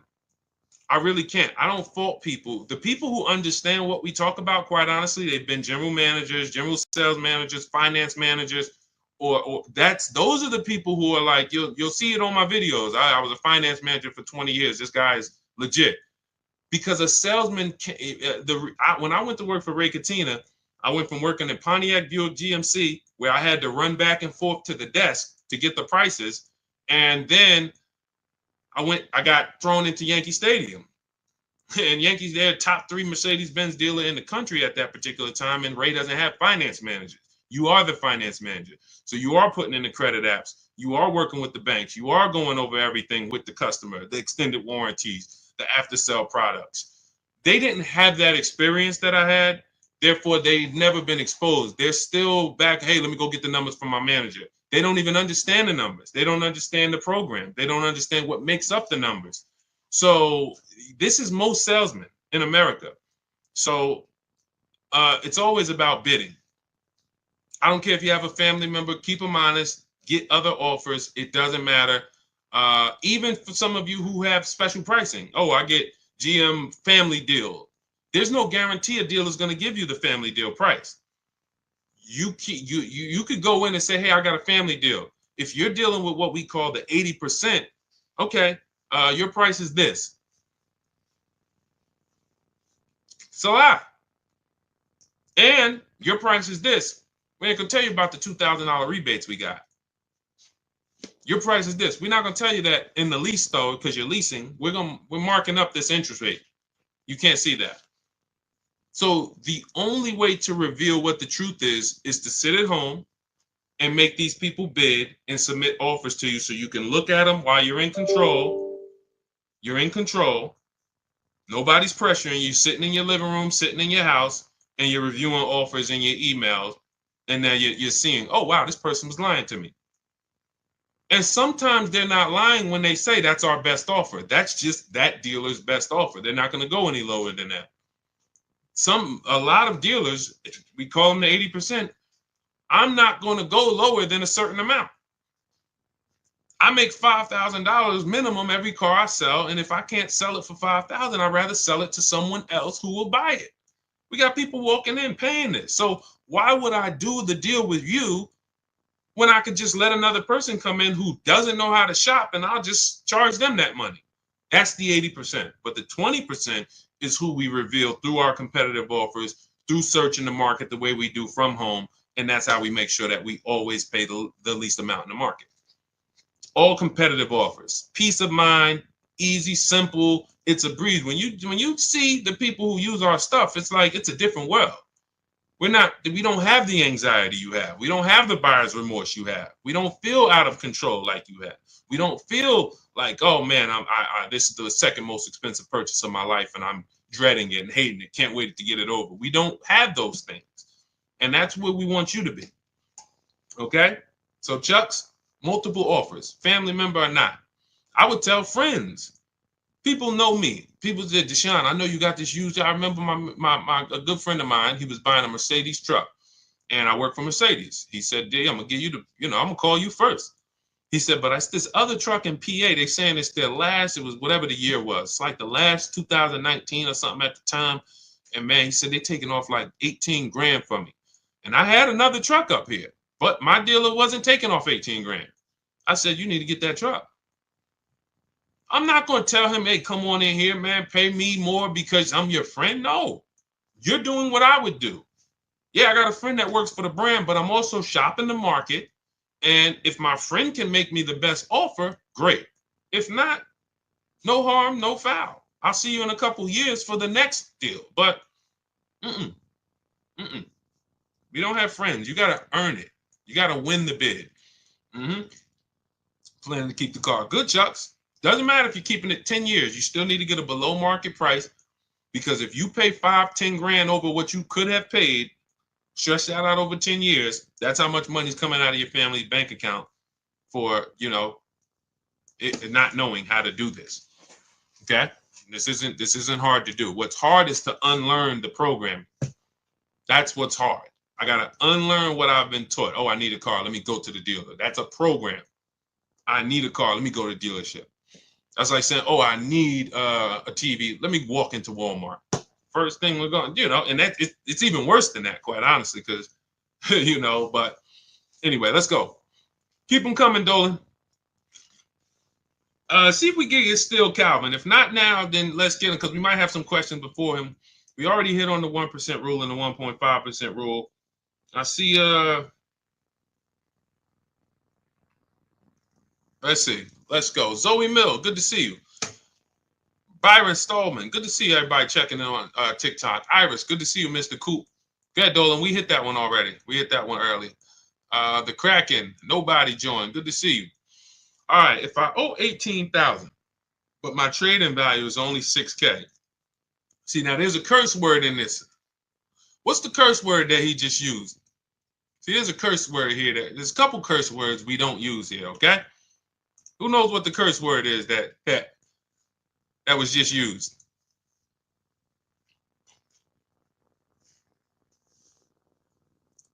Nope, not but. It's the T word. Trade. Trade. We don't trade. Now, if you have now let me explain why we don't trade. Okay? You don't get what anything is worth trading. If I haven't, let's just say I have a this phone.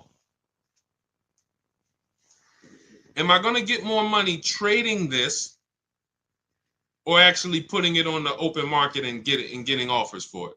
Open market or trade? O or P? I go trade this phone. Do I get more money on the open market or on trade? I see you, Big Step. Yep, Dimitri, I see you. Yep. Okay? It's no different. It's no different. I see you, Alonzo Wiggins. Good to see everybody. I love the engagement. I love that people, y'all up on the keyboard, you're engaged. We got probably another 10 minutes. Told you, we like to do an hour hitting hard, a lot of financial literacy, tap in for an hour, and then we move on. That's everything. Hold on. My alarm just went off on here. Thank you. Thanks, Dimitri. All right, I want to make sure I didn't get kicked. All right, so perfect. So that's why we don't trade. It's the same premise. You have buyers who want to pay money for your car. Carvana, driveway. Kelly, this is step 2 in our process. First thing we do is answer the first question. Most important question is what we call it. How many years are you going to keep the car? If it's more than 8, we're purchasing. We're shopping for a below market purchase. If it's less than 8, we're shopping for a below market lease. Then we move to step 2 in the process, which is what we call the equity assessment. This is where we look at the car that we have that we are replacing, and we determine our equity position in the vehicle. How do we do that? We call our bank if there's a loan on it. We get our payoff. That's what you do. All of you who are like, Deshone, I'm going to be shopping soon, or I'm shopping now. I thought I was going to wait to tell a deal about this later. No, we don't do this later. Because when you do this later, you're setting yourself up to trade. You're setting yourself up to get lowball offers on your trade and lose probably $2,000, $3,000 from what you could have gotten. We handle the equity assessment early. Step 2. So we call our bank, get your payoff, find out what it's worth. Then we're going to go to these 6 buyers, 6 cash buyers, 6. Carvana, Kelly's Blue Book instant cash offer. Not kellysbluebook.com. Instant cash offer. AutoNation, they're going to give you an offer. Car Gurus, they're going to patch you in with a dealer to get an offer. CarMax and Driveway. 6 offers. 6. You know now what the true market value is when you actually let 6 people who buy cars every day, who compete against each other, make you a cash offer. Comes right to your email. Okay, boom. I see the highest offers from Driveway. Now we look at what is our equity position. Do we have equity? Is the offer more than we owe? Perfect. If the offer is not more than we owe, now we have negative equity on a purchase, not a lease. There's a different equity assessment for a lease. God, there's so much we could go into. These are for different people, though. See, that's the thing. That's why the system's not overwhelming, because some of you are like, Deshone, I got a lease. I didn't even know I could do an equity assessment and see if I can make some money on it. Yes, you can. But it's a different equity assessment process. So now you look and say, all right, it looks like based on what you're saying and your trading value is only 6, it looks like you're going to have some negative equity no matter what. But you need to get the offers to find out what the true value is, because maybe you're being lowballed. Maybe you're being lowballed and they're saying, oh, your car's only worth 6.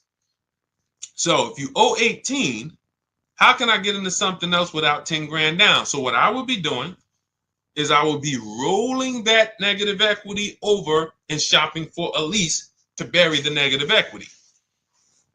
First question you want to ask, how many years you're going to keep the car? Doesn't look like you keep cars a long time. One, because you already have a car that you're planning on getting out of that you have a loan on. So that's usually the diagnosis of a person who does not keep cars. It's not like you're saying, Deshone, I have a car, it's paid off, I want to get out of it. You're saying, Deshone, I have a car, has a loan on it, I still owe a ton of money and I want to get out of it. That's typically a prescription for the people who should be leasing.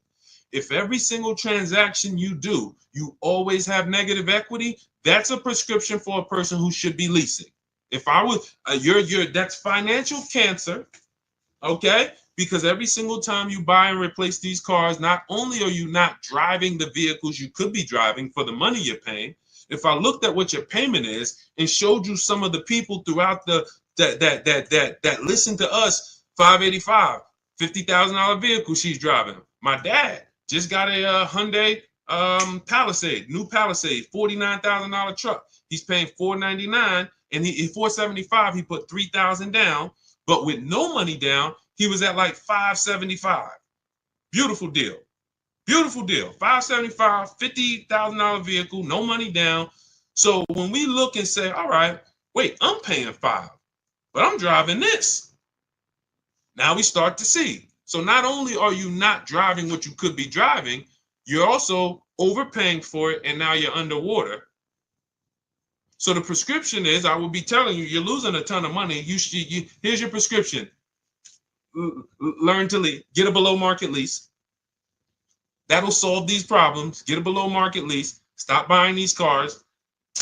That would be your prescription as a financial doctor. So now what you should be doing is moving that to a below market lease that you can, and preferably you can find one of these electric vehicles that you can lease for, shop the offers and get, some people are, my goodness.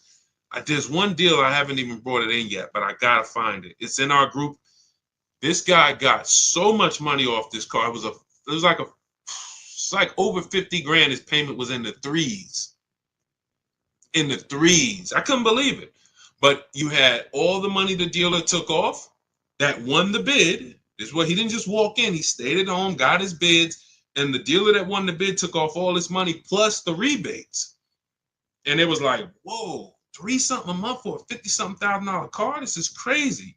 So that would be a perfect time to roll that negative equity over, throw it on top. Now your payment's going to be probably 5, 6, whatever, but you're driving something that is worth that money versus what you're driving now. So these electric, some of you who are buried in these vehicles you're in, you do this equity assessment, you're going to find out. West 156, welcome. I see you. Welcome to the community. New follow. I see you. And shout out to the people who liking. I'm not missing y'all. I'm going to take some time at the end and shout out to people who've been liking the broadcast. I see y'all. I see you, Anthony Padilla. I see you, Kyle Woods, Melissa. I see you. Anyway, so that's what I would be doing. I would literally be shopping for an electric vehicle to moving my negative equity over to that, getting a big discount, low price. Once I find my best offer, I'm moving that negative equity over, and then I'm going to drive that for 3 years, and that's going to be it. And God forbid the vehicle gets totaled, you're okay, it's over. God forbid. So that's the risk. Like, oh, wow, I'm driving this car. God forbid I have an accident. If it's totaled, I'm out of it. Because leases, when we shop for leases, we always have gap insurance. Most leases include gap insurance, but we have a template that when we get our offers, we always tell them include gap insurance. So anyway, that's the plan that I will be rolling out. That's a great plan for all of you who are buried 10, 15, 20 grand in your vehicles. That's a great plan. Woo! Okay, now everything that I'm teaching is out of my digital book. There's nothing we've talked about in this broadcast that is not in Cars from Home, 7 Steps to Saving Time, Money, and Avoiding Dealerships. So you can get the entire blueprint. That's below market leases, purchases, negative equity, bad credits in there, high mileage driving strategies in there. 7 steps. No matter who you are, the plan is 7 steps. So you can get a copy. It's normally $97. It's 5-star rated. You can Google it. You can see on Goodreads. Thank you to everyone who's reviewed the book, rated it. But you can get a copy for 75% off as part of our welcome offer. It's only for 30 minutes. You'll get it for $24 if you get to my TikTok bio, Instagram bio, the YouTube comments, or the Facebook comments. Click that link. That'll activate your 75% off. That is the ultimate do-it-yourself blueprint. Everything's in there, 7 steps. Now, for those of you who want to be a part of the community, you have a different learning style. You prefer, Deshone, instead of reading, break this down into short videos, 3 to 5 minute videos with action steps. That's our done with you.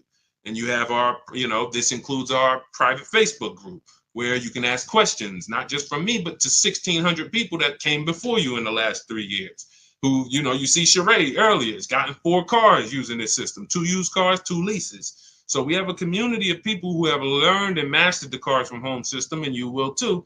And then we do coaching calls twice a month.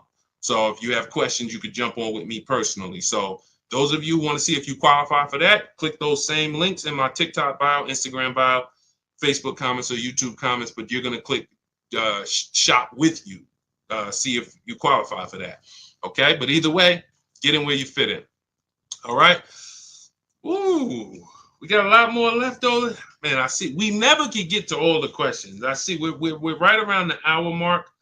You know what? Let's wrap there. We did a lot. This was good. A lot of questions, a lot of engagements. I see you, Chuck. I see you, Sarah Wells, Big D12, D122, Donald Howell. Do you have still Calvin, my man on Instagram? I wanted to just hit you. He said, do you have anything for people who already bought a car and want to refinance? I mean, you can do this online. Type in, refinance car loan online, get multiple offers, your credit union, banks. It's not even just a matter about waiting for your credit to improve. Sometimes you didn't get the best offer you could have gotten when you got the car. So yes, sometimes it is, hey, I got the same credit, but there's been people who left the dealership at 8%. They didn't know they could have got 6% or 5%. They didn't know. They just, hey, it just feels like this. I'm paying 7.9. I feel like I could have got better.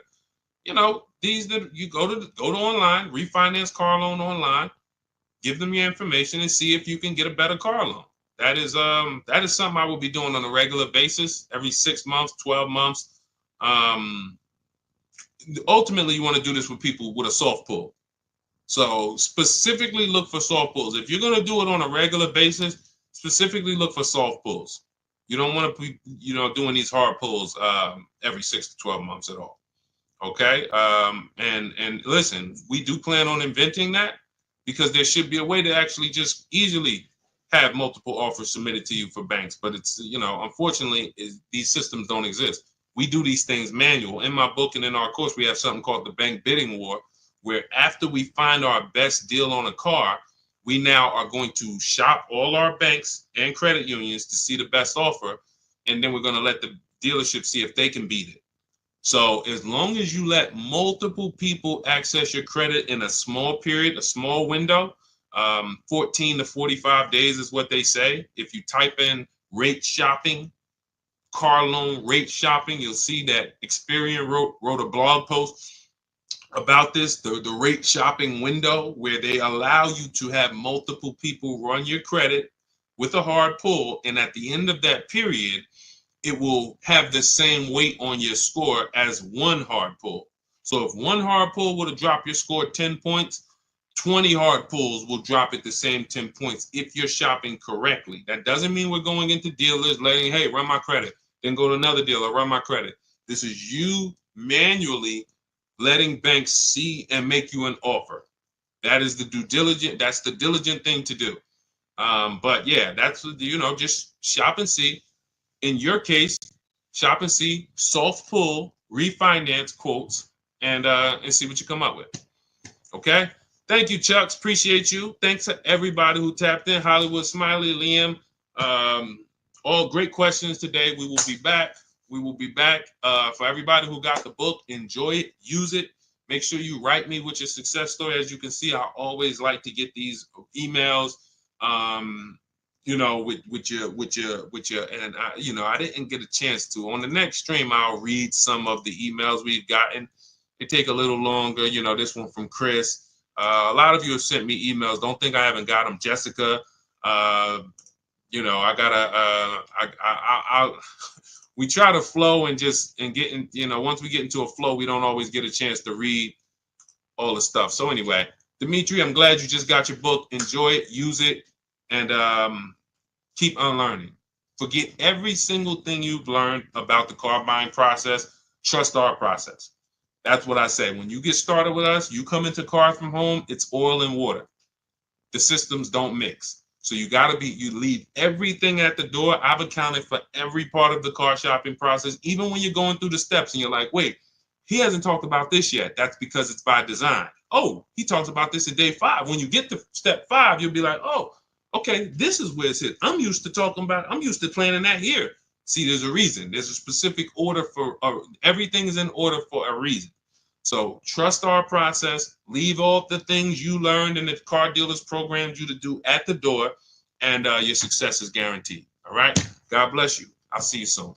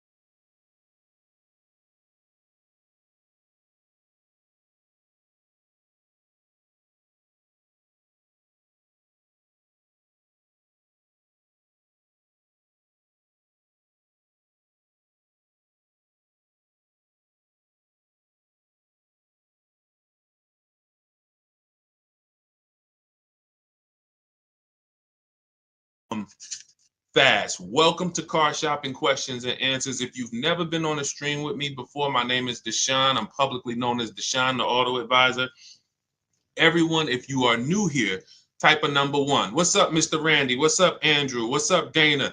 Anyone who is brand new here, you've never been on a car shopping stream with us before, you might be familiar with what we do.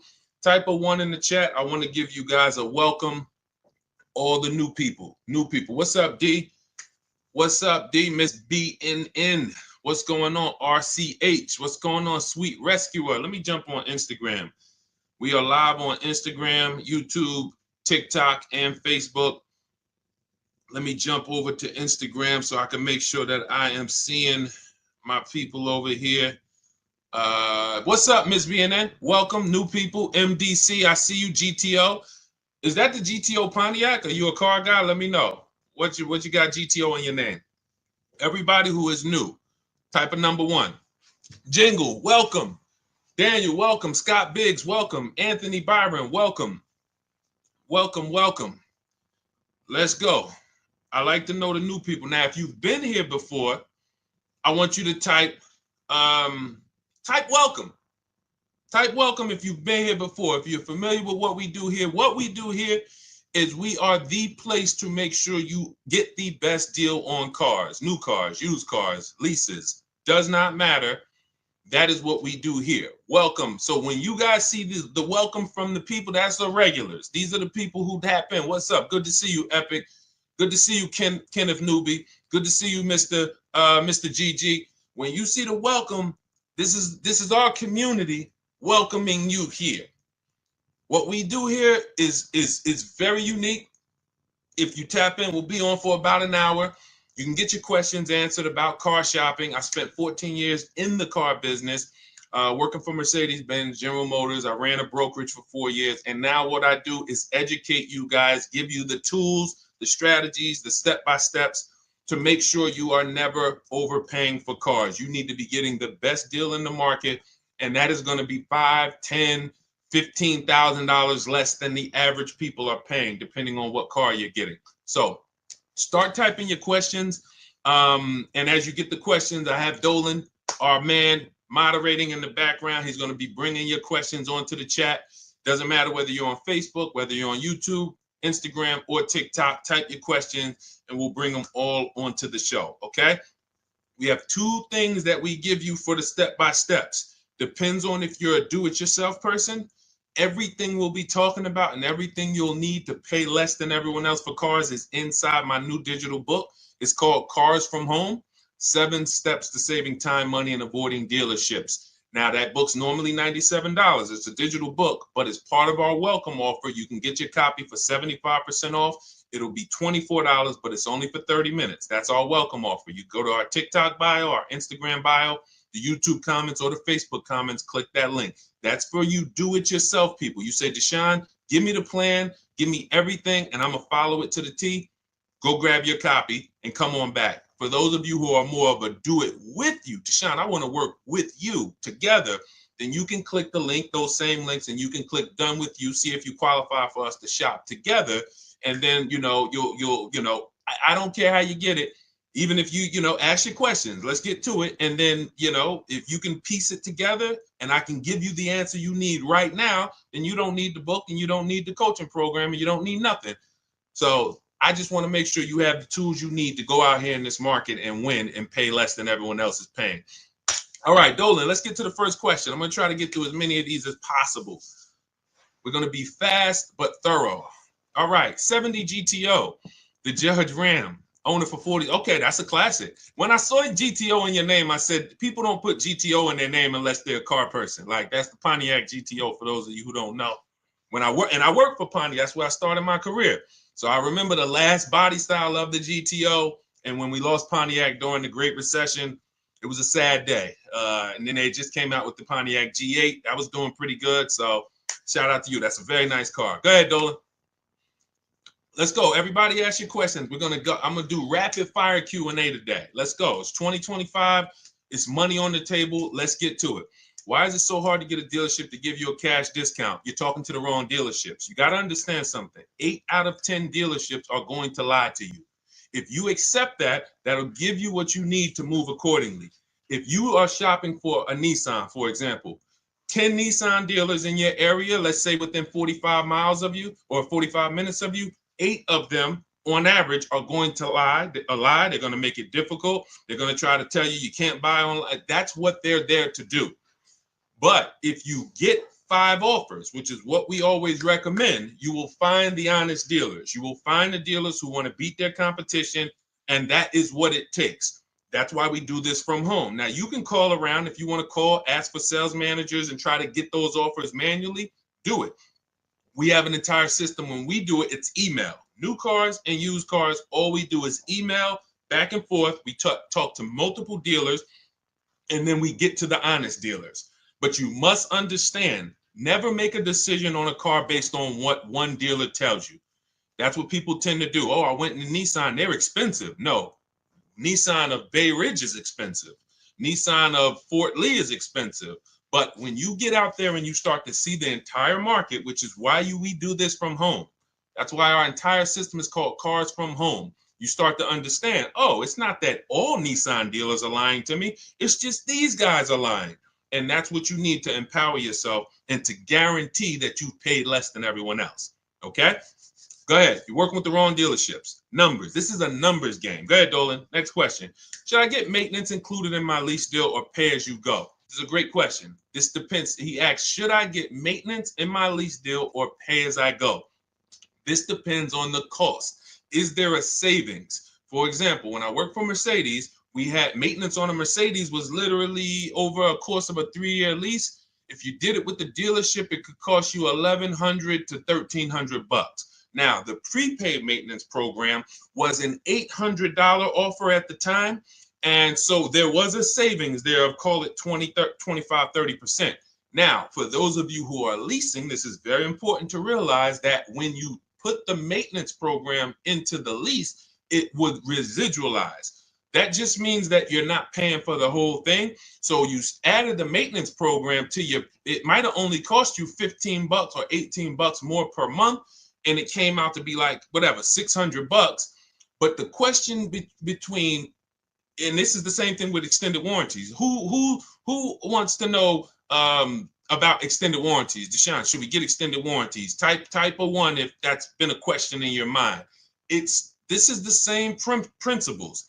How expensive is it? If I pay out of pocket, what's my risk? Because these are nothing more than insurance policies. All right. So we got to realize I need to make the money back that I spend on the plan. If it's going to cost me the same amount, then there's no point in me not paying out of pocket. If I'm going to pay $1,500, then I'd rather pay it out of pocket. It needs to be a savings.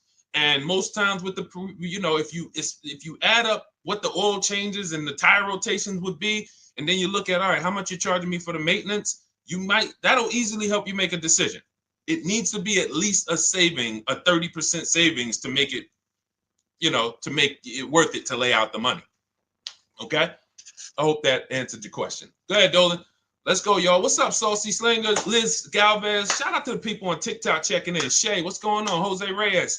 Just got my chapter. Keep asking your questions. We are going to try to get through as many as we can. I'm trying to do rapid fire, but I still want to make it thorough. And shout out to everybody sharing. We appreciate you.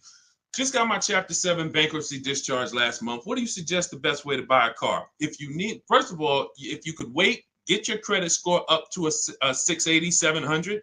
I've seen people do this out of a bankruptcy very quickly, very quickly. If you are purposeful, I always tell you guys, follow Shonda Martin, Road to 750 plus.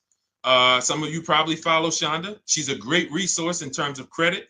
She's just like me, but all she does is credit. She'll do Q&As. She's been in the industry. She knows the ins and outs. She knows the stuff we don't know. If you follow her, she can help you get to a 700 score quickly with some things you could do immediately, especially out of a bankruptcy. You have a blank canvas. But I would wait, if you can, until you are in that 680, 700 category, because that's going to help you qualify for a lot better programs and move in a lot better way. Now, if you can't, then I would tell you to get an inexpensive car, point A to point B. Don't make a long-term decision and your credit's going to be great next year. It'd be a shame to make a long-term decision right now and you're going to pay high interest. You go out, you get a $20,000 car, 20% interest rate, 5-6 year loan, and a year from now, your credit's going to be better, and then you would have been able to lay out a whole different deal. So I would tell you, get an inexpensive car, point A to point B, get your credit up, and then make a power move. So are you willing to you got to be willing to sacrifice so that you can make a power move later. People are not going to understand. Oh man, you're driving that old car. Yeah, God, you could afford, why don't you treat yourself? You could afford a better car than that. They don't realize I'm operating with a plan. And then when you pull up, because some of the rule we teach is you shouldn't be buying cars if you're not keeping them 8 years. I'm going to show you some people in these lease deals. And first of all, the discounts we're still getting are incredible. But some of these lease deals are just getting, and like, we're driving cars for cents on the dollar. So if you're not keeping your cars 8 years, you should be leasing. You might not qualify for a lease right now. So you might say, all right, get me an inexpensive car, Facebook Marketplace, get me from point A to point B. And then a year from now, you got a 700 credit score. You pull out in a 2026 brand new lease, paying cents on the dollar. So it depends on you. I don't give people the exact strategies because I give you the options. I give you, based on your goals, these are your options. You pick the best one. Okay, if you want to ask a follow-up question, go ahead. All right, great question. Let's go. Keep it going. Let's go. Hold on. Let me see here. I want to be able to see. Hold on 1 second, Dola. I just want to be able to see everybody on Facebook, Instagram. I can't see you guys on Facebook, but on Instagram, but I want to be able to see you guys on Facebook. Hold on. My truck got repo. How can I get it off my credit? That's a question for Shonda. I don't do credit, y'all. I'm gonna tell you why. Credit is its own expertise. See, if people didn't do cars, a lot of you wouldn't be in trouble. A lot of you wouldn't have bad information about leasing. But because people start thinking, well, I teach people about investing in stocks and mutual funds, you know what? I think I can teach people about cars, and they're leading you astray. They're giving you horrible advice because they don't actually understand the multiple ways to acquire a car. That's why I stay in my lane. I wish they would stay in their lane. Shonda teaches credit. Road to 750 plus. That's a question. Getting something off your credit, that's a question for a credit specialist. Okay? Go follow Shonda and go and implement what she teaches. It's Shonda Martin, DJ King. Shonda Martin. She's all over. She's on every platform. And you can type in Road to 750 plus. I'm sure there's some people on here that could co-sign how great Shonda is as a resource. Okay, go ahead, Dolan. Shoot the next one up.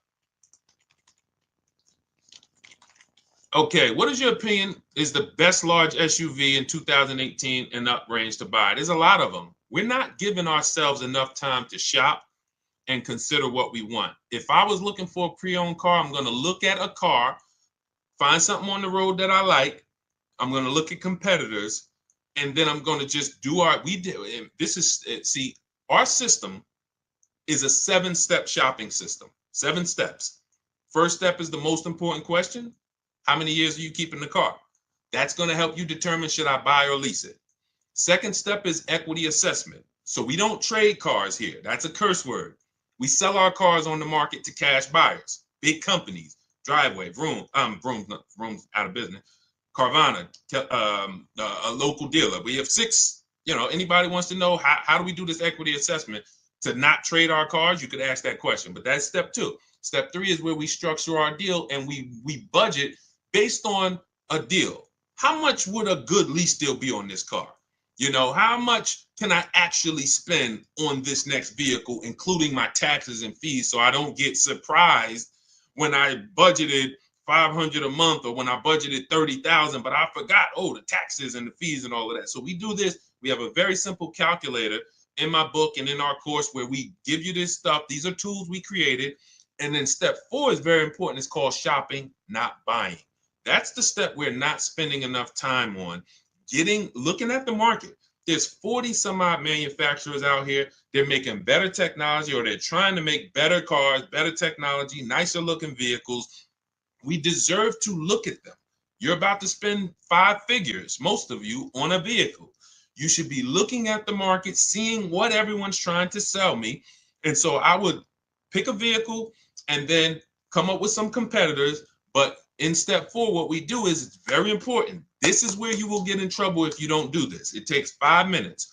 You're going to every vehicle you're looking at, go to Google, and you are going to type in the year, make, and model, longevity. What that's going to do is show you what the data says about this vehicle in the long run. Is it known for having transmission problems? Who's got a vehicle and then not even a year later transmission went out? Can we be honest? Can we type me if we're being honest? Who's got a vehicle and transmission went out in a year, or engine went out in a year, or the head gasket blew within a year? Okay? Listen. Nobody on here, I'm sure. So when we what we want to do is look at the data, because the data will tell us this vehicle is known for transmission problems at 80, 90,000 miles. And then if you're looking at a used one and it has 75,000 miles, you could pretty much assume, all right, there's a chance that we're going to have some transmission issues with this vehicle. We need to look at the data. That's going to, thank you, OW. They see, I appreciate it. It's always one. He said, listen, I'm going to be honest. Nobody else is going to say, I had a problem, Deshone. I bought a car and the transmission went out on me. This is what we can avoid in most cases, because what we're doing is we're checking the DNA of the vehicle. Some of you, it's not a problem of you getting vehicles that it's 2 ways we make sure we avoid these problems. First is we're going to check the DNA. That means we're going to do that longevity search in Google. We're going to see, is this vehicle just made poorly? The transmission's made poorly. It's going to go out. We need to make sure the second way we avoid it is to do our quality checks. This is very important. Those of you who are buying a used car, type the letter U. If your next car will be a used car, type the letter U. This is very important, what I'm about to tell you. And some of you may have a notepad. and you're remembering this. Thank you, Keith Miller. Thank you for sharing. Appreciate you. DJ King. Okay, this is very important. 3 things we're going to check to make sure we're getting a quality used car. The first is going to be the title. What is the quality of the title? What does that mean? I need the Carfax. I need to see, was this vehicle a rental? Is it a salvage title? Was this vehicle rebuilt? Does this vehicle have frame damage? These are the quality of the title. Thanks, Mr. Randy. Shout out to the sharers. Appreciate y'all.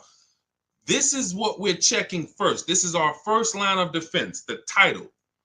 We don't wait. People say, well, Deshone, would you get a rental? Well, it's not going to be weighed evenly like other better title histories. So it's not that I'm against rentals, but there's levels to this, as they say. So first thing is the title. Now, once you're looking at the vehicle and you're like, okay, good title, now we have to move to service. This is going to help you eliminate most vehicles because most vehicles do not have the service records to indicate to you, this is something I want to put my money in. When you look at a vehicle, you should see service, service, service, maintenance, maintenance, maintenance. If you don't see that, do not buy that vehicle. I can't tell you what to do because you're an adult.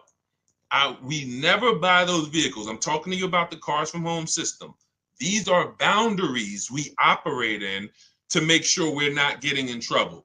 Service records are the biggest indicator of how well the vehicle was taken care of. Everybody's following this, type dollar signs. If you're following this, type dollar signs. And then I'm going to go into the last step.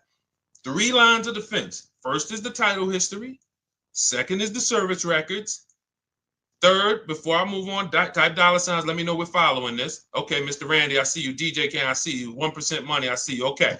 Third thing is the accident history. 3 things. Now, all accidents aren't created equal. You might see some vehicles that have minor accidents. You'll see some vehicles that say vehicle was drivable. When you see vehicle was drivable, that means that it, could have been a fender bender in a shopping parking lot. Police was called. Good to see you, Daricus, my man. Good to see you always. When you see that, that could have been, that means that there was a collision, but the vehicle drove away from the scene. So that might be a deal breaker for some of you. That could be a deal breaker for me. It depends. But we need to weigh it evenly. That's different than vehicle towed. When you see vehicle towed, that means not only was there an accident, that vehicle was towed away after the accident. Airbags deployed, that's usually going to lead to a total loss, but these are things that you want to look at. So quality of the title first, service record second, accident history third. That's how we are avoiding problem vehicles. And you do that in combination with the Google search that I told you to do, where we're typing in the year, make, and model of every vehicle. If I'm looking at a 2017 Kia Optima, I'm typing in 2017 Kia Optima longevity. And here's the second search, 2017 Kia Optima reliability. Because reliability is going to tell us what the data says the first 3 years. What are owners saying about the vehicle the first 3 years? And you just skim those pages, skim those articles, look for any red flags, look for any, hey, this vehicle is rated lower than average reliability. This vehicle is rated, to have electric problems. These are the things that help us avoid what I used to see all when I was at Mercedes. We had a Range Rover dealer we had a Range Rover dealer next door. And people was, getting these brand new Range Rovers, and every 90 days, 4 months, they were in the shop. Every 90 days. And if they just did these simple things, these things take 5-10 minutes to do, they would have known, okay, I'm not getting this Range Rover. The data does. But you know who they were asking? Their neighbors. Hey, how you like that Range Rover, Mark? Oh, man, I love it. You should go get one. That's what they're asking. We cannot ask our neighbors. We ask the data. All right, great question. Keith Miller, let's go. Go ahead to the next one, Dolan. JR4L, let's go. It's 2025. By the way, all of you who are like, Deshone, this is a lot of information so far. Listen, I'm not going to remember this. Everything that I'm teaching on this stream is out of my new digital book. It's called Cars from Home, 7 Steps to Saving Time, Money, and Avoiding Dealerships. You can Google it. It's 5-star rated. Thank you to everyone who's taken the time to rate it and send me your stories. That's the entire blueprint for how we get below market deals, leases, new cars, used cars, and we have a welcome offer. It's normally $97, but as part of our welcome offer, you can get your book for 75% off. That'll be $24. Head to my TikTok bio, our Instagram bio, the YouTube comments, or the Facebook comments, but it's only for 30 minutes. Once it's 30 minutes expires, it's the normal price, and it's worth every penny. That book will save you more. Listen, let me just show you, give you an idea of the deals. When you look at a person who say they're getting deals, look, this is Jen. Now, some of you remember Jen because I've talked about Jen before, but the difference is this is her second deal. So once you learn this system of how to shop from home and be empowered, it just gets easier and easier and easier. So this is Jen's second deal. Look, she said, I graduated again. This time she got a used vehicle, 2021 Kia Forte.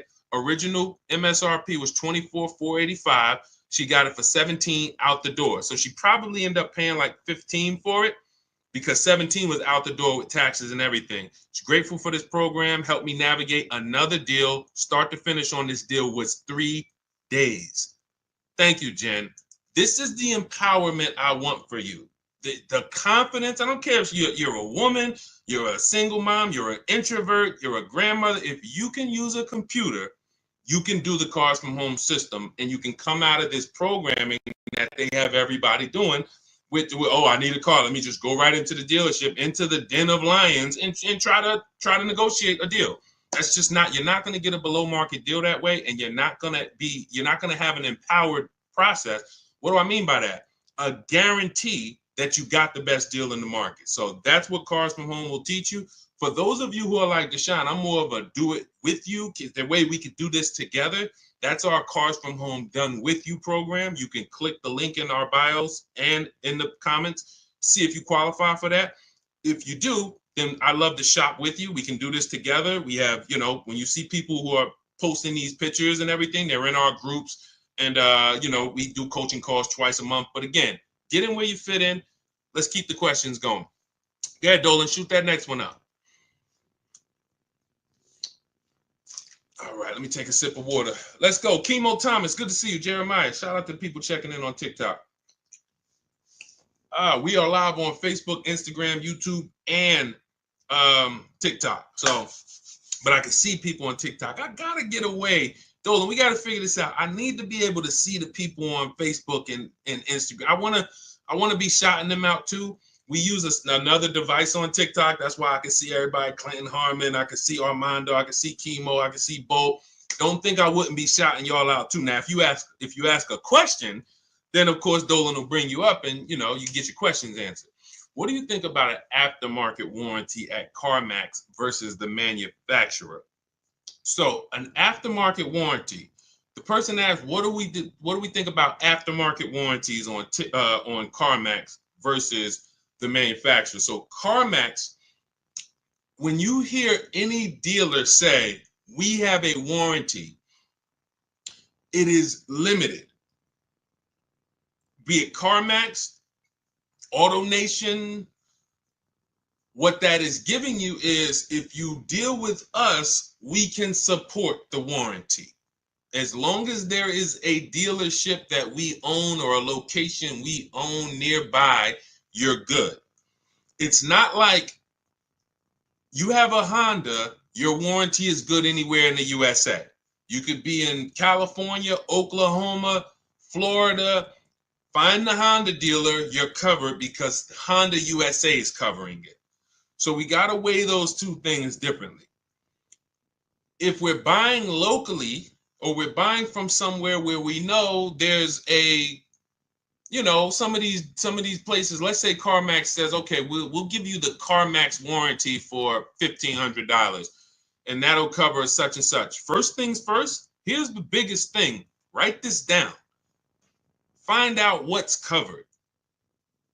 That's the big thing. You know what the next big thing is? What's not covered. Because who's had an example? And listen, we're an honest community here. The people who look, it might sound like, dag, man, it seemed like when I get on this stream, Deshone, I'm doing everything wrong. Yes, that's true. because you haven't been on the inside. I've been a car dealer, car salesman. I've had my own brokerage. I've been in the industry since 2006. So the way I'm talking is to make you an insider. It's corporate greed, and I'm giving you the things you need so that you can see the smoke and mirrors now. So it's going to sound like, oh man, I'm doing everything wrong. But the empowerment is now we know what not to do. Now we know what not to do. So who's had an example of buying a warranty and then going to use the warranty and finding out that what they wanted to use it for was not covered? Type ouch. Type of ouch. You know what the pastors say, if you can't say amen, say ouch. This is why when we get these warranties, we have to ask clearly what is covered. I see you. It's no username, it's just a bunch of numbers, but I see you. Thanks for being honest. We want to ask what's covered, what's not covered. So if CarMax is offering you a warranty, we need to know what's covered, what's not covered. Now, if your vehicle is still under manufacturer's warranty, which means every new vehicle that comes in and is sold in this country comes with a manufacturer's warranty. While that vehicle is actually under manufacturer's warranty, it is less expensive to extend it because it's already covered. Once the manufacturer warranty runs out, it now gets more expensive. So if that vehicle still has a manufacturer's warranty, you could call a local dealership and find out how much would it cost to add the warranty. And then you could compare that to the CarMax price, and you can compare that to what's covered.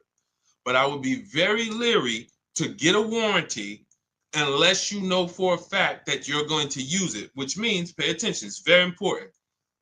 Vehicles that have a high likelihood of things going wrong or breaking, and then they're expensive to fix, these are the vehicles you really want warranties on. You don't, listen, Hondas, Toyotas historically have been inexpensive to fix, but even now they're getting more computerized. You want to make sure that the cost of the warranty is going to be something that you get money out of. I'm not going to pay $3,000 for a warranty when, let's say, if two things break on the car, it might only cost me $2,000. Now I done lost. You have to, when you get a warranty, it's like, I know that if one thing breaks on this car, that could cover the whole warranty. These are Mercedes. These are your BMWs. These are Cadillac. Vehicles that have the parts are expensive, the labor is expensive.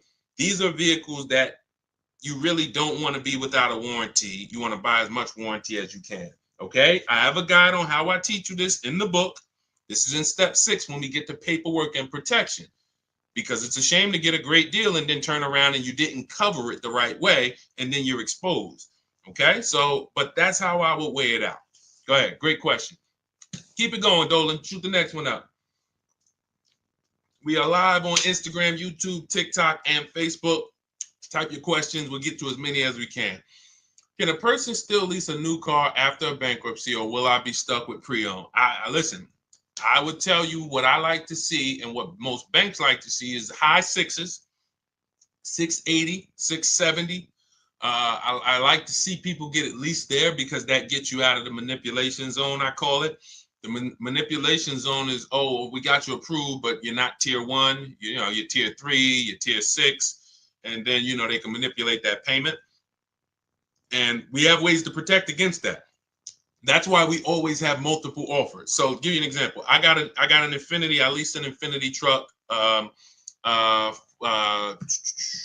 November, middle of November, my wife's birthday. So when I leased that, I got it for $1,200 out of pocket, $499 a month. So $54,000 vehicle. So now, when I went there, they used one of my scores, which was Equifax, and it was right under 7. And they still tried to play me. And they said, hey,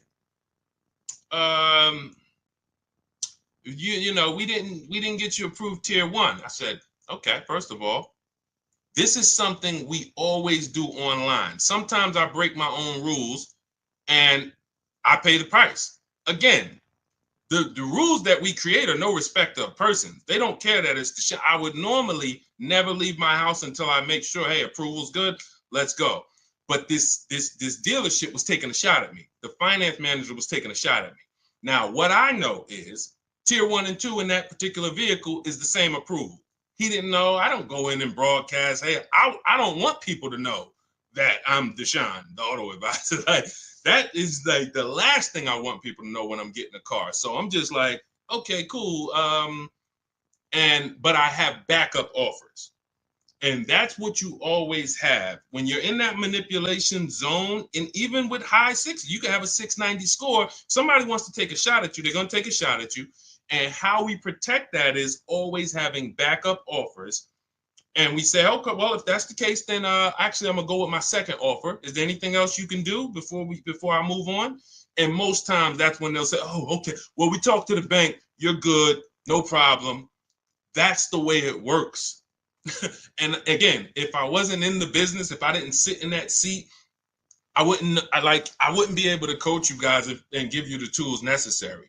So this is why I like to see people get to the high 6s at least before you start to pursue a lease, because once that's going to qualify you for most programs. Yeah, I'm not saying you can go out and lease a Benz the first time. Usually Benz doesn't want to be your first lease, but Hondas, Toyotas, Fords, most vehicles are going to be, you're going to be just fine there. So get your credit up to and if you need a car right now and you have to buy it, I'd buy an inexpensive car. I would get a very inexpensive car. If my goal was to lease, I would be looking at something on Facebook Marketplace, a couple $1,000s, get that car, drive it for a couple months, keep my bills down, get my credit up to close to 700 or more, because that's simple to do when you have a bankruptcy. You got a literally you got a blank slate.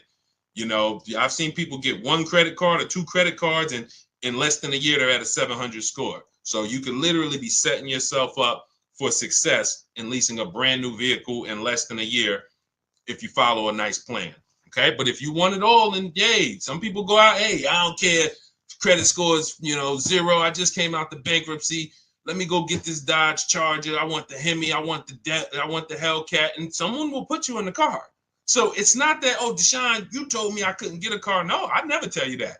Someone will put you in a car. But when you come and you talk to us about that deal and you show us your paperwork, we're going to look at you and say, hey, this was a horrible mistake, horrible, that you can't get out of now. So that's why we like to prepare, come up with a plan, and then execute that plan. Okay, there are strategies. I have a whole bad credit strategy in my book. I have a bad credit plan B. So for those of you who are like, Deshone, is there something in there for bad credit? Not only that, high mileage drivers, you guys need special strategies. You're driving over 18,000 miles. That's all in the book, Cars from Home. It's a digital book, so it'll be in your inbox by the time you jump off this stream. It'll be in your inbox. You'll have the blueprint for everything we talk about on here. Okay, and we have a welcome offer. Normally $97. You can get your book for $24. That's 75% off, only for 30 minutes. So head to my TikTok bio, my Instagram bio. Click those links or the links in my Facebook and YouTube comments. Get your 75% off. And then once you pay for your book, very important, screenshot that thank you page, because the book is on there. You can literally open that, save it to your computer, and then you have a support email. Just in case some of you type your email wrong, you can email my support team and make sure you get your book. All right. And for those of you who want to work with us personally, you want to see if you qualify for our Done With You shopping, where we shop together and you shop among our community. We have 2,000 people in our community. We have a private Facebook group. We have a coaching call twice a month. Then you can click those same links, but you're going to click the Done With You and see if you qualify for that. All right. Let's go, Dolan. Keep it going. Rib Slab, good to see you. Daniel Ridley, what's going on? Mrs. Onassis, good to see you. Peaceful Grace, good to see you. Killer Bees, Mr. Randy, thank you. Listen, Mr. Randy said you just became the number 8 member on the team. I don't know what that means, but I just want to let you know that. I appreciate it. You are the number 8 member on the team. And you got a number 1 gift badge. So, I mean, I appreciate it. I've extended my Mercedes warranty with Mercedes for years, 4 and 5. Will this be like the 3-year warranty? Hold on, let me read this again.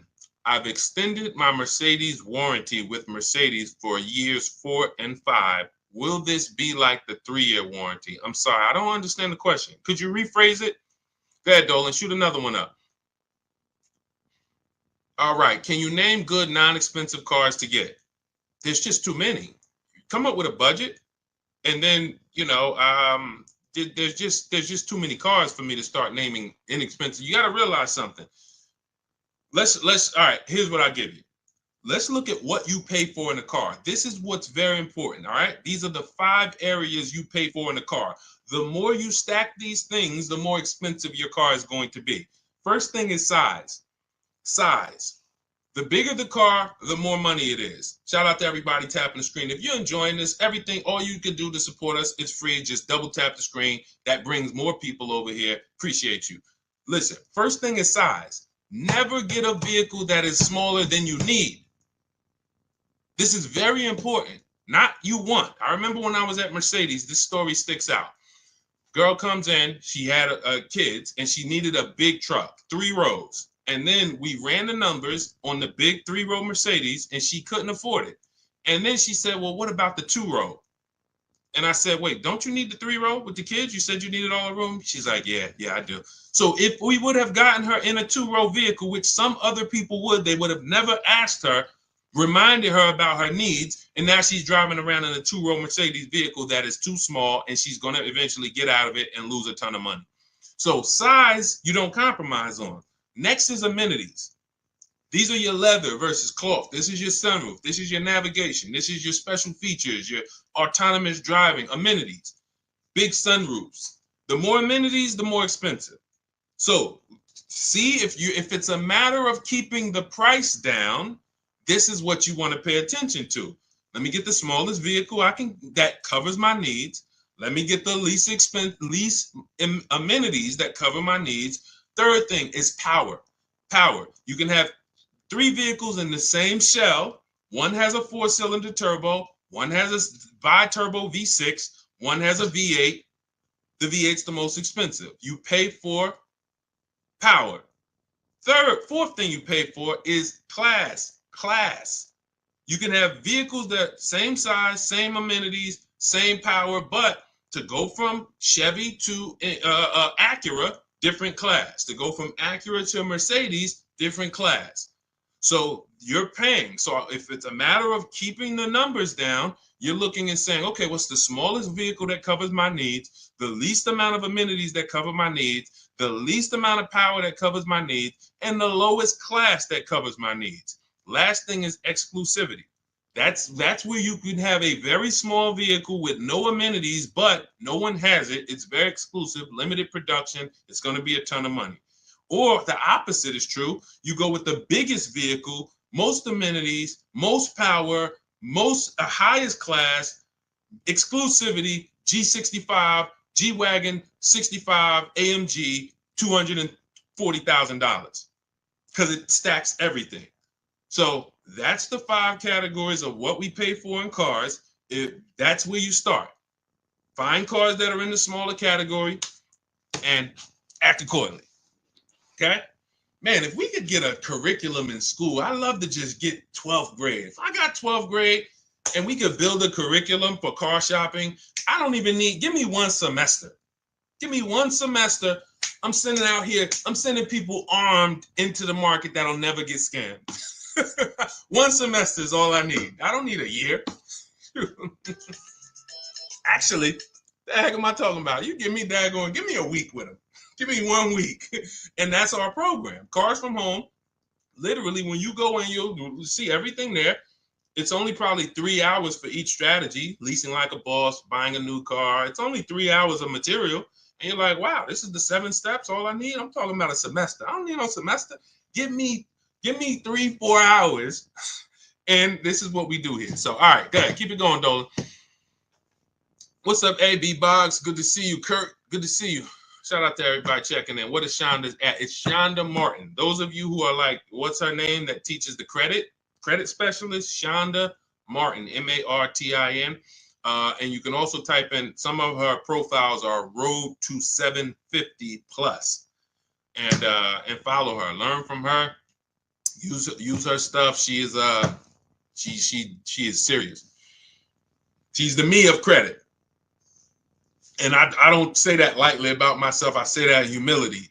It takes time to become a specialist. It took decades of me in the car business learning and being a finance manager with Mercedes, with Ray Katina, and seeing the numbers and working with the banks and seeing negative equity. Who has negative equity? Yeah, we got to talk about that. I know there's tons of people on here with negative equity, but no one's asked a question about it yet. It takes time. So when I see Shonda, I see someone who's put the time in to learn the credit industry, the ins and outs, what works. She's taking classes, courses, and that's why I recommend her to everybody. Everybody. Go ahead, Dolan. Is it wise to have a Mercedes up to 8 years old, or are they now money pits? Well, as long as you can pay cash for it. We teach something called the rule of 72 on the 10th birthday. Who's heard of it? If you've heard of it, type $signs. The rule of 72 on the 10th birthday means we do not take a loan longer than 72 months. That is the average loan in America now, and that's the cap. If you want to take an 84-month loan on a car, that's like a 40-year mortgage. And unfortunately, some dealers will talk you into taking an 84-month loan because you're not making them compete. So when you're not making them compete against their competition, what they're doing is now trying to say, all right, we want to make this much money selling you this car, and we're not going to take less than that. So instead of actually taking money off as a discount, we're going to show you a longer loan to see a lower monthly payment. And that's like, okay, here's your payment, miss. It's $6.99 a month for 72 months. Oh, well, that's too high. Okay. Instead of taking money off, they say, well, good news. If you take 84 months, your payment is now $525 a month. Oh, okay, I'll do that. You lost because they just stretched out your loan. You're going to pay more interest, and you're paying too long for a vehicle. And so that's the 72-month part. The other part is we don't take a loan. We don't want a car being paid on past its 10th birthday. When I was at Mercedes, I'd see people come out the service department, tears, not actually crying, but you could see that they were close to crying. I remember one guy, he had a blue ML, it was a GLE, might have been an ML. And he said the ML, the GLE used to be the ML. And he said, man, I just did brakes and tires on the truck. I did my service. And they were telling me if something broken on the truck that I need to fix. So the tires and brakes alone was like, I want to say like $3 to $4 grand, if I remember. Then the service itself was probably another 500. And then what they were telling him he needed to fix was like 2,000. Now, some of you might say, well, that's horrible. That's like $6,000 on a vehicle. If it's paid off, then that's okay, because I'm just going to put the money in, service the vehicle, and keep it for another 2, 3, 4 years. But if you have a payment, this is what I call the 4 expenses. Payment, insurance, gas, maintenance. I didn't used to add gas. Now we add gas. Depends on where the gas prices is, gas goes in there. Because literally for some of these vehicles, gas is $200-300 a month. So, but when something breaks, that is what had people coming out in tears, because I remember we were being here and you just hear boom. We're in the showroom, boom. And at first I didn't know what it was.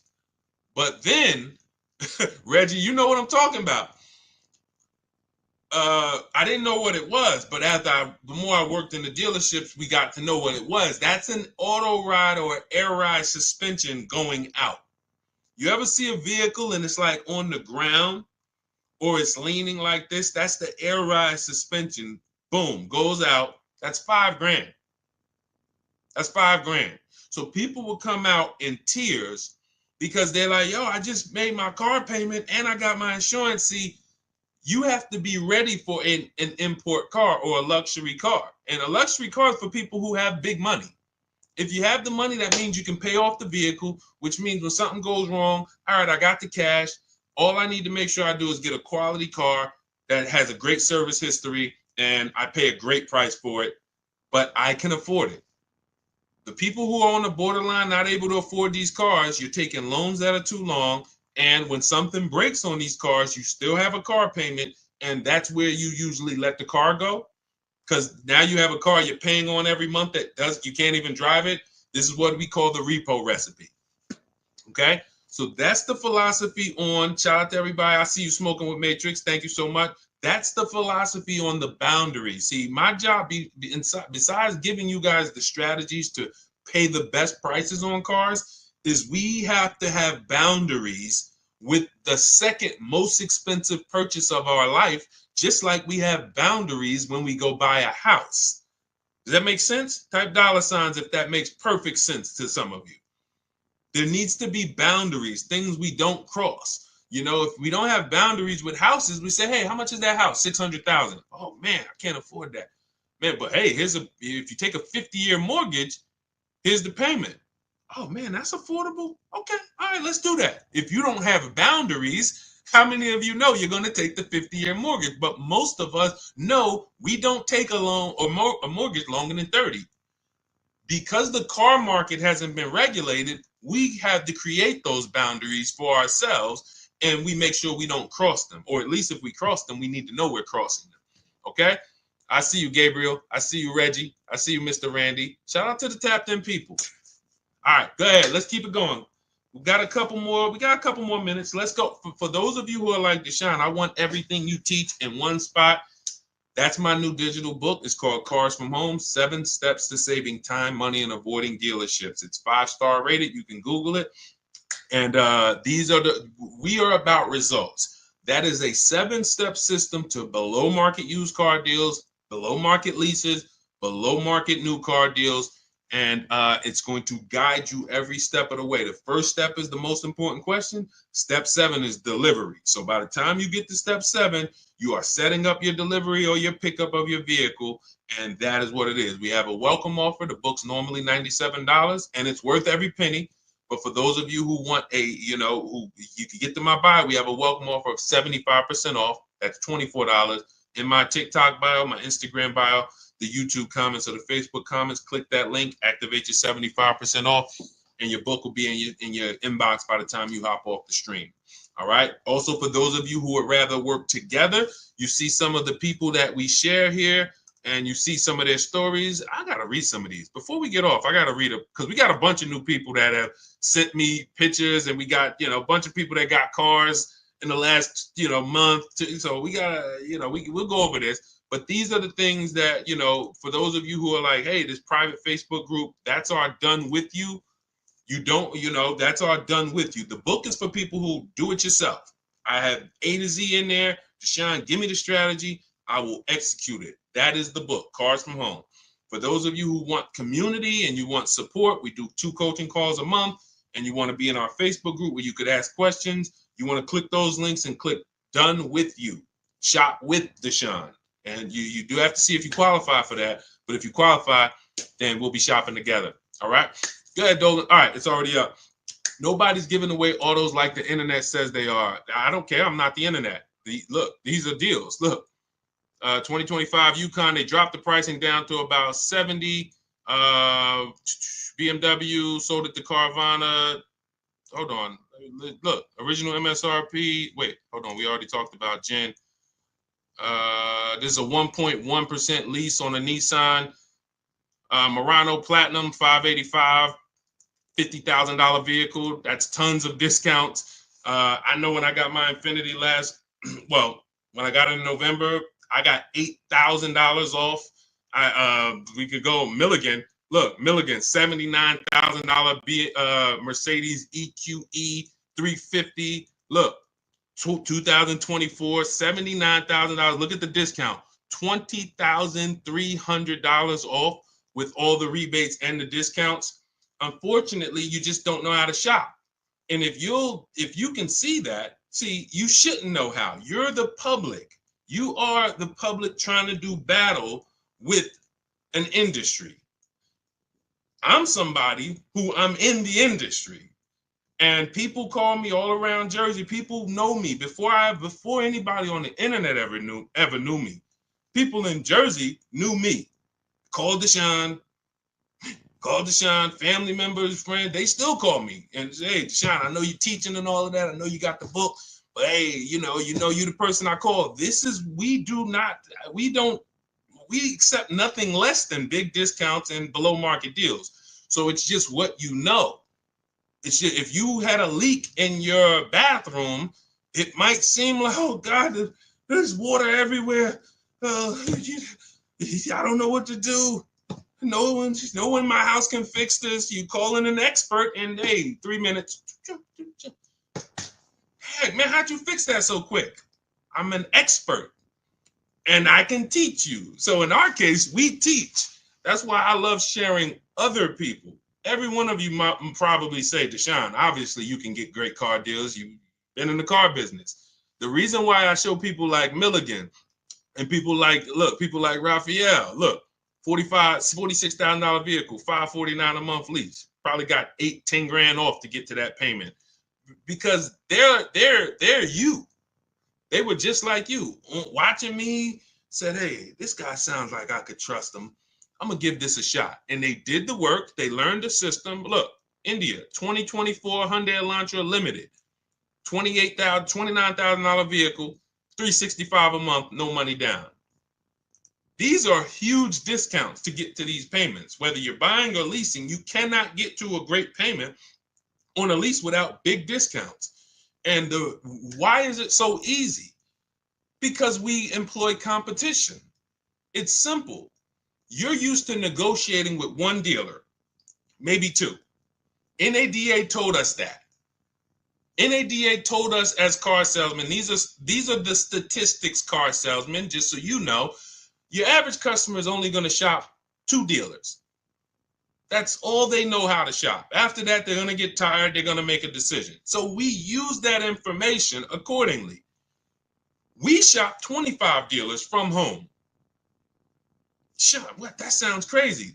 Everyone who you've seen who are getting a new car using our system has shopped 25 dealers from home. Why is it simple? Because I have the email scripts. It's copying and pasting.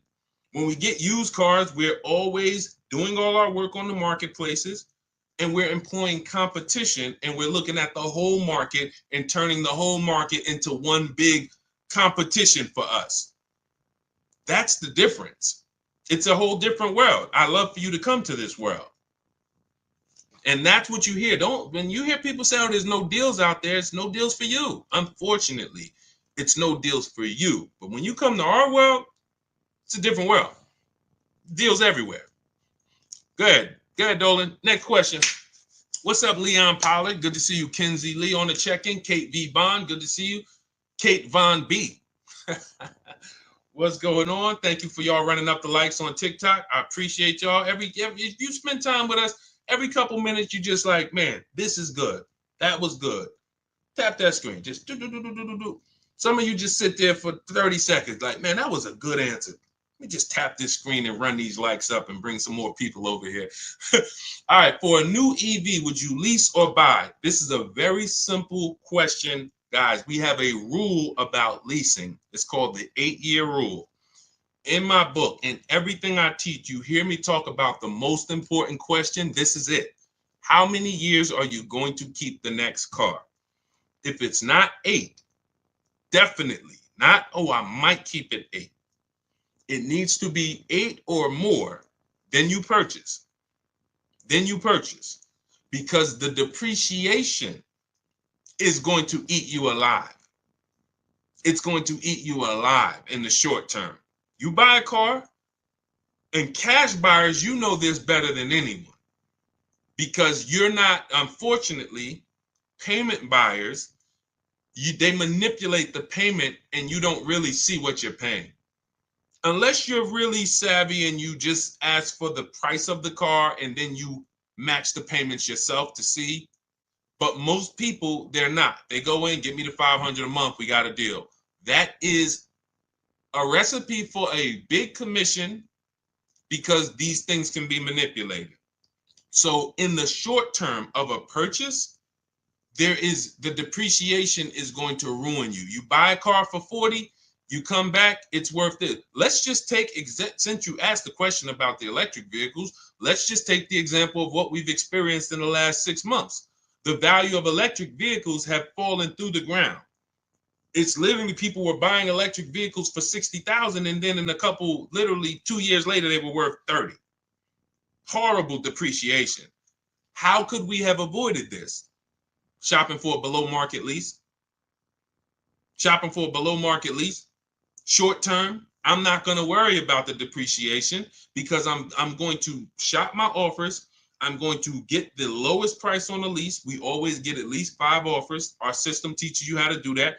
You need to get at least 5 offers, whether you do it my way or your way. If you want to call around, talk to enough dealerships, you could ask for the sales manager and try to cut through the BS and get 5 offers. You're going to see how different they are. You're going to see how different the offers are. And once you see how different the offers are, it's going to prove to you, this is why I need to be shopping multiple offers. So once you do that, you get your 5 offers and you'll see that's my lease deal. That's going to be my below market lease. If I'm purchasing though, I'm planning on keeping this vehicle for the long run, long haul, 8 or more years. And I'm not worried about depreciation. Who has a vehicle they've had for at least 8 years? Type me. Matter of fact, how many years have you had it? Let us know. Let us know. Let's get engaged, chat. Get engaged. C. Parker, hello. Hey, great car buying advice. Guess what? You can teach your info to older students in schools. I listen, I love to. Who has a car? Let us know how many years you've had the car outside. If you've had a car longer than 8 years, type the number of years that you've had that car. We're seeing people keep cars less and less. So, I mean, I don't even know if there's many people on here who've kept a car longer than 8 years. All right, I see one user 608987. I can't see my Instagram people. I'm sorry. Tomorrow I'm gonna have my device set up where I can see my Instagram. We bring your questions on, but okay, Paulie, I have a 2013 ES. Okay, this is the stuff where you don't have to worry about the depreciation. The longer you keep a car, the less you're concerned with the depreciation of it because you've gotten your money out of it. But when I was in the dealership, I can't tell you how many times, and some of you, you're guilty of this. I'm trying to get you out of this right now. I would be in the dealership, somebody walks by and they're like, hey, is that the brand new one? They're looking at something that's on the showroom. I'm like, yeah, that's the 2020, whatever. They're like, okay, soon as I get, listen, I got 3 more payments on this one. Soon as I make my last payment, I'll come see you for that one. That is 2 things wrong there. First of all, they thought they had to keep the car. They thought they had to pay the car off in order to get another car. If you thought that, you don't have to. They thought, oh, I got to have the title. You don't have to. So if you didn't know that, type of question mark. If you were taught, I thought I had to have the title, Deshone, before I could replace the vehicle, type of question mark, if that's what you were taught. It doesn't, so that's the first thing wrong. The second thing and the bigger thing is you just paid an entire vehicle off, which is like a marathon. We call it, it's like a marathon. Hey, I'm gonna take a 5 or 6 year loan on this car, and then I'm gonna make these payments, and then I'm gonna pay it off. And I get my title. And then when I start to, this is where you should be looking and saying, hey, now it's time to get my money's worth out of this car. Now it's time to make sure that I got a car outside. That thing is paid off. Hold on. I'm still trying to get on Instagram. That thing is paid off. And I'm gonna keep that thing in the driveway 3, 4, 5, 6 years. Maybe I'll pass it down to my kids or have it be a this or that. This is that time. But what's happening? We go and replace the vehicle. and we start a whole nother marathon. We start an entirely different marathon. That's what we're doing when we buy these cars that we are not keeping. We're not keeping them long enough to even pay them off, which means you always are going to have negative equity unless you're just making big down payments. So you're not even keeping them long enough to pay them off. Second, some of you are pay them off and then you go and you replace it again and get a whole nother vehicle. And then the third of you is, buying and doing it right, which is I'm paying my car off and I'm keeping this thing until the wheels fall off, or at least until I know I got my money out of this 8, 10, 12 years. So if you're not there, Deshone, I'm nowhere near interested in keeping a car that long. You should be shopping for a below market lease. And that's what should have been being taught to you from the day you learned about cars. But because they taught you wrong, and because there's people out here with big platforms and influence that tell you never lease cars, now you're hearing conflicting messages, especially because these people claim to be offering good financial advice. So it's like, wow, I can't go against them. Meanwhile, if they don't know what they're speaking about concerning cars. Investing in stocks, God bless them, may do a great job. Car advice, they're costing you thousands and thousands of dollars. So the question is, how many years do I keep my next car? If the answer is less than 8, I'm shopping for a below market lease. Not a regular lease, not a lease I see on commercials. Come in and lease this vehicle for $429 a month, and nobody who's listening to us is paying those prices. I'm shopping for a below market lease, getting multiple offers, and that's what I'm going to do. If I'm keeping it more than 8, then I'll shop for a purchase, new car, used car, below market purchase. Okay? Simple rule. And that's step 1 of our process. We call it the most important question. If you buy a car but you should have leased, you lost money. You lost thousands of dollars, probably 10 grand, 7 to 10 grand. The more expensive of the vehicle, the more you lost. If you bought a big BMW and you bought it but you should have leased it, you probably lost 15, 20 grand. Just in your structure. Your structure is incorrect. So let's go. Great question. All right, go ahead. I see we got a lot more coming in though. Let's see. Let me try to zip through these. By the way, all of you who are like Deshone, I need everything you teach in one spot. That's my new digital book. It's called Cars from Home: 7 Steps to Saving Time, Money, and Avoiding Dealership. It's 5-star rated. You can Google it. It's everything we teach in one place, step by step. You can get to, we have a welcome offer, 75% off. It's normally $97. But if you get to my TikTok bio, Instagram bio, the Facebook comments, and the YouTube comments, click that link. That'll activate your 75% off only for 30 minutes. And you can get your book for $24. It'll be in your inbox in 3 to 5 minutes. All right. And you'll have the blueprint. For those of you who want to work with us and shop directly and get coaching and be in our community, we do coaching calls twice a month. And instead of reading, you want videos, you can click that button that says Shop with Deshone. See if you qualify for that. And either way, that's our way of making sure that you have no excuse on not having access to affordable information to make sure you pay less than everyone else for cars. If the lease has 5K less miles than the terms, will they credit me the difference? No, but you want to do an equity assessment. This is step 2. We just went over step 1, leasing versus buying, most important question. Step 2 is equity assessment. We need to see, can we sell this lease, break even, or make money? What you want to do is call the bank. Do not go to a dealership for this. Call the bank and ask them, what is my payoff? Once they tell you your payoff, you want to write this down. Write down what I'm about to tell you. You're going to go to these 6 websites: CarMax, Carvana, Kelly's Blue Book Instant Cash Offer. Do not use the KBB. You quick put in your year, make, model. It says your car is worth $30,000. Do not use that garbage. You're going to go to Kelly's Blue Book Instant Cash Offer, Driveway, Car Gurus, Sell My Car, and AutoNation, Sell My Car. Those are 6 websites. We get these offers. It'll take about 20 minutes. When they ask you, is the vehicle a lease, a purchase, or owned, put owned. and then you want to see what is the market value of my vehicle, what are those offers, and what is my payoff.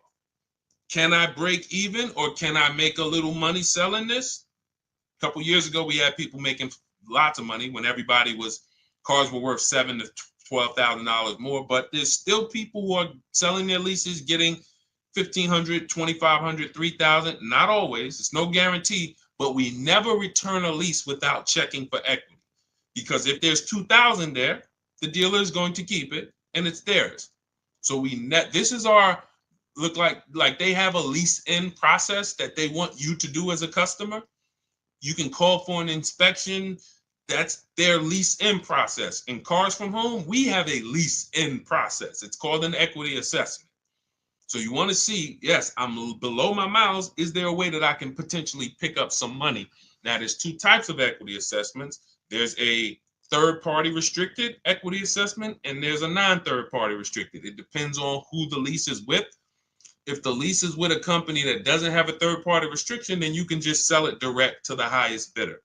If there's a lease that has a third-party restriction, then what we're going to do is there's an extra step involved, because we're not going to sell to those companies. We're going to sell to a local dealer. But we're using those 6 offers to evaluate if we even have equity. If you run those offers and you're like, hey, it looks like I got $3,000 to $4,000 or $5,000 of equity, but I have a third-party restriction, then we're going to call a local dealer. I have a script in my book. I'll walk you through who to talk to in a dealership, how to talk to the used car manager. You're going to get your 3 to 5 offers, and you sell to the dealership to get your equity. So either way, we get our equity if we have it, but we do not return a lease without ever doing an equity assessment. Go ahead, Dolan. This is good. If you're getting value out of this, type $signs. Let me know, chat. You're getting value out of what we're doing. I can't listen, Dolan. I can't get to. I'm trying to log in. It's not showing me as live on Instagram. I don't know why. I was trying to come in from a viewer perspective and see. Normally Instagram, I'd be shouting you guys out a lot more, but I cannot. I'm just having trouble getting to you. So on the next stream, we'll make sure you're here. But you guys can see if you type your questions, we bring them in. Shopping for a lease deal on a BMW X3 or Audi Q5. Credit score is 750. What's a good lease deal? We don't know. What you want to do when you estimate, first thing we do to even see if is this a vehicle we should even be looking at, is you take the MSRP, and we base a great deal. There's 3 types of leases: a steal, a great deal, and then it's time to chill. That's actually the verbiage that I use. Time to chill means, look, I like the vehicle, but next. Because what you have to understand about leasing, our system is going to make sure you find the dealer who is going to give you the biggest discount, because it's a numbers game. We have a system we call 25 to 5 for new cars and leases. We're going to connect with 25 dealers online from our house. Every car I get, I'm sitting right here, including the last one. Every car I get is from my living room or from my home office. So we're connecting with 25 dealers online to get at least 5 offers. We pick the best one. And then I have a calculator in my book and in our course where we put the offers in, and it tells you what to counter offer, because we never want to accept a deal without a counter offer. Now, once that's done, we know what the best deal is on that car. It's not going to be the same as the BMW. It's not going to be the same as the last vehicle or the Chevy. Every single vehicle has a different lease program. This is very important to understand. You cannot control the lease program. What is the lease program? The money factor, which is the interest rate from the bank, because you cannot use your own bank on the lease. The interest rate is let's stay on the interest rate. Dealers, the worst dealers, mark up the interest rate because you can't shop for it on your own. So they're going to do something we call padding the interest rate. Thanks for sharing, Jacqueline. I appreciate you. Shout out to the sharers.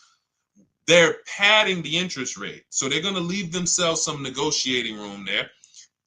Then you have the residual value, and then you have any incentives, any rebates.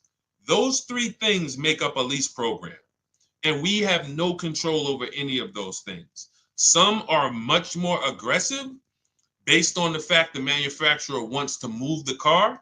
They'll put some big rebates on it. They'll put some different incentives on it. The interest rate is going to be low. And some manufacturers have certain cars where they're not going to do that. They might say, okay, for the Range Rover Autobiography, we are not going to do any incentives at all, whatever. That's the lease program. Again, nothing to do with the dealer who's going to be discounting the vehicle. Our system is to find the dealer who's going to say, all right, this is my offer.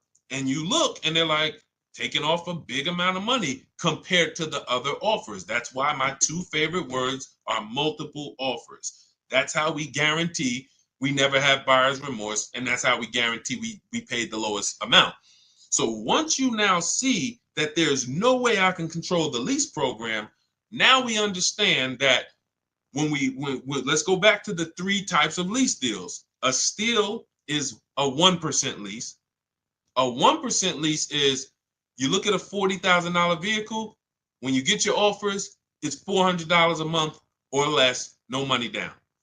The payment that we get is 1% of the total MSRP or less. I just got one on my Infinity truck, $54,000. It was $499 with $1,200 out of pocket. Probably would have been, with first payment out of pocket. We always shop with first payment. We have templates for this, so you don't even have to worry about putting this together unless you want to do it on your own. Do it your way. That's fine. You can try to remember this. But in my book, and when we're shopping together, we have templates. You copy and paste this stuff, so you don't have to remember this. But the 1% lease is 1% of MSRP. I would say my lease on that Infinity truck would have been, it's $499. It probably would have been about $512, $515 maybe, and it's a $54,000 truck. So it's less than 1% of the MSRP. That's what we call a steal. But you need a great lease program to get a steal. It's not just the fact the dealer took off $8,000. He would have took off $8,000 just by us, using our shopping system. But if he had a bad lease program, then it wouldn't have been $499. It would have been $690. Lease program is bad. So we don't know what these are going to be until we shop for them. Now, we do have the 1.5% rule. It's very important because many people, when I first started talking about leasing, I knew people were going to go out there, not learn about how to get great leases. They were just going to go into dealerships and say, hey, I want to lease. I saw this guy on, Instagram or TikTok. He told me I shouldn't be buying cars anymore. Man, show me what a lease looks like. And you're going to get an overpriced lease because you don't know how to shop for them. So now person shows you a lease. You're like, okay, well, look, that sounds better than, if I was to buy it. I'll take it. So then we created the 1.5% rule. So you would know if your payment with no money out of pocket is more than 1.5% of the MSRP, you've now overpaid for the lease. It doesn't make sense to lease the vehicle. And that does not mean you go into a dealership, hey, get me under 1.5, because then you're going to lose. You're going to lose.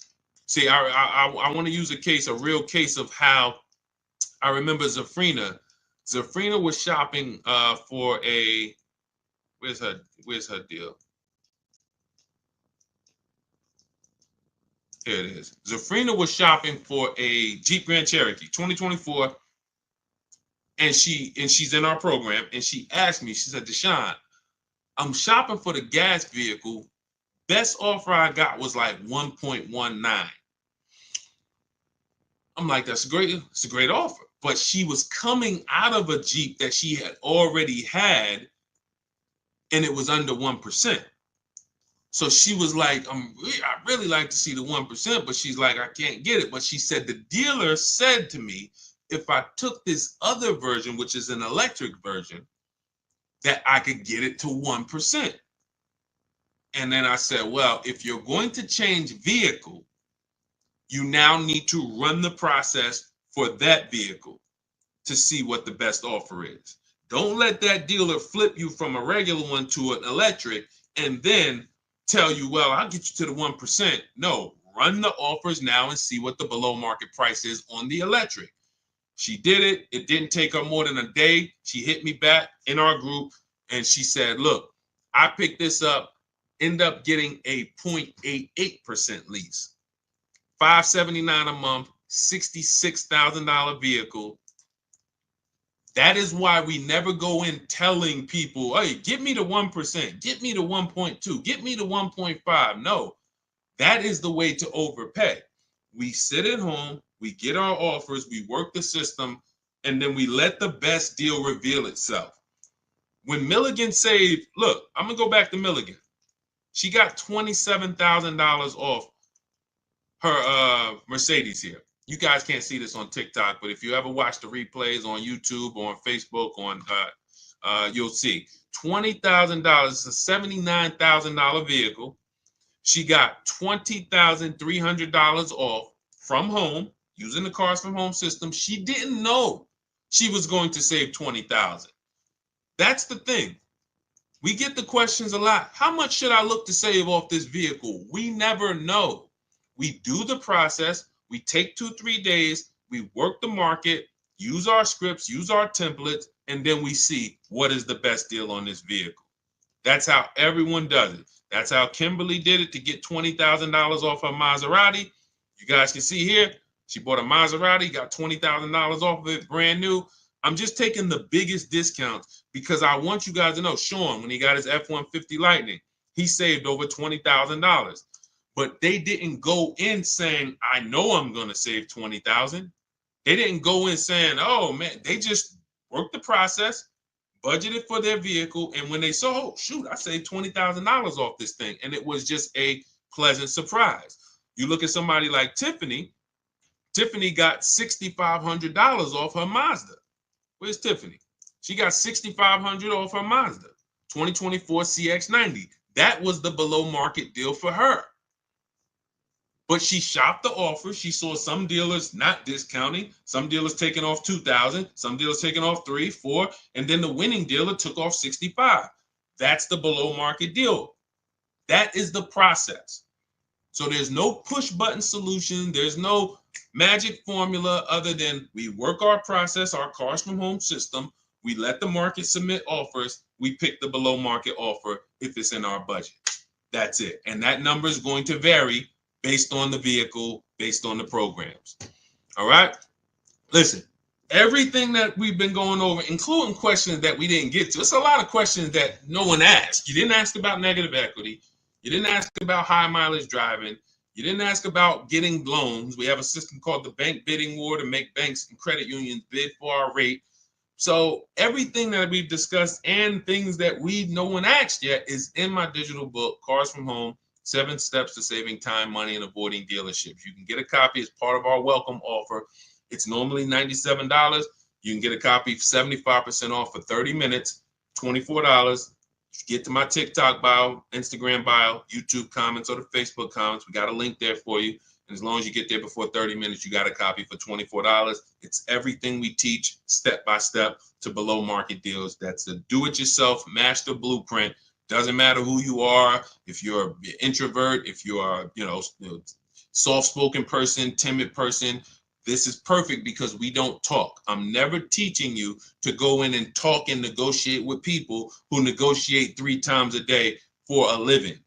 You can win by sitting at home and making these people compete for your business. That's our system. So get your copy for 75% off. You'll have everything we teach. Now, those of you who want to do it, Deshone, can we shop together? We have a done with you program. You can go to those same links in the bios and in the comments, and you'll see a link that says shop with Deshone. See if you qualify, and then we'll walk you through the entire process through video form. We have our Facebook community where you can ask questions and get support, and you're in a community with 1,600 people in our Facebook group alone, and we do coaching calls twice a month. So get in where you fit in. Does not matter. Just make sure you are using what we are talking about, because corporate greed is out of control. No one cares when you overpay for a car but you and your family. No one cares. The dealer doesn't care. The government doesn't care. There's no lawyer who's going to say, oh, man, wow, you paid how much? Man, I'm going to help you get that money back. Nobody cares. So we make sure we arm ourselves with the right information so that we make sure when we shake our hand and drive off in that new car, we guarantee we didn't leave any money on the table. That's what I want for you. So God bless you. I will check back in soon. We'll be, see you on another stream, and keep unlearning and relearning.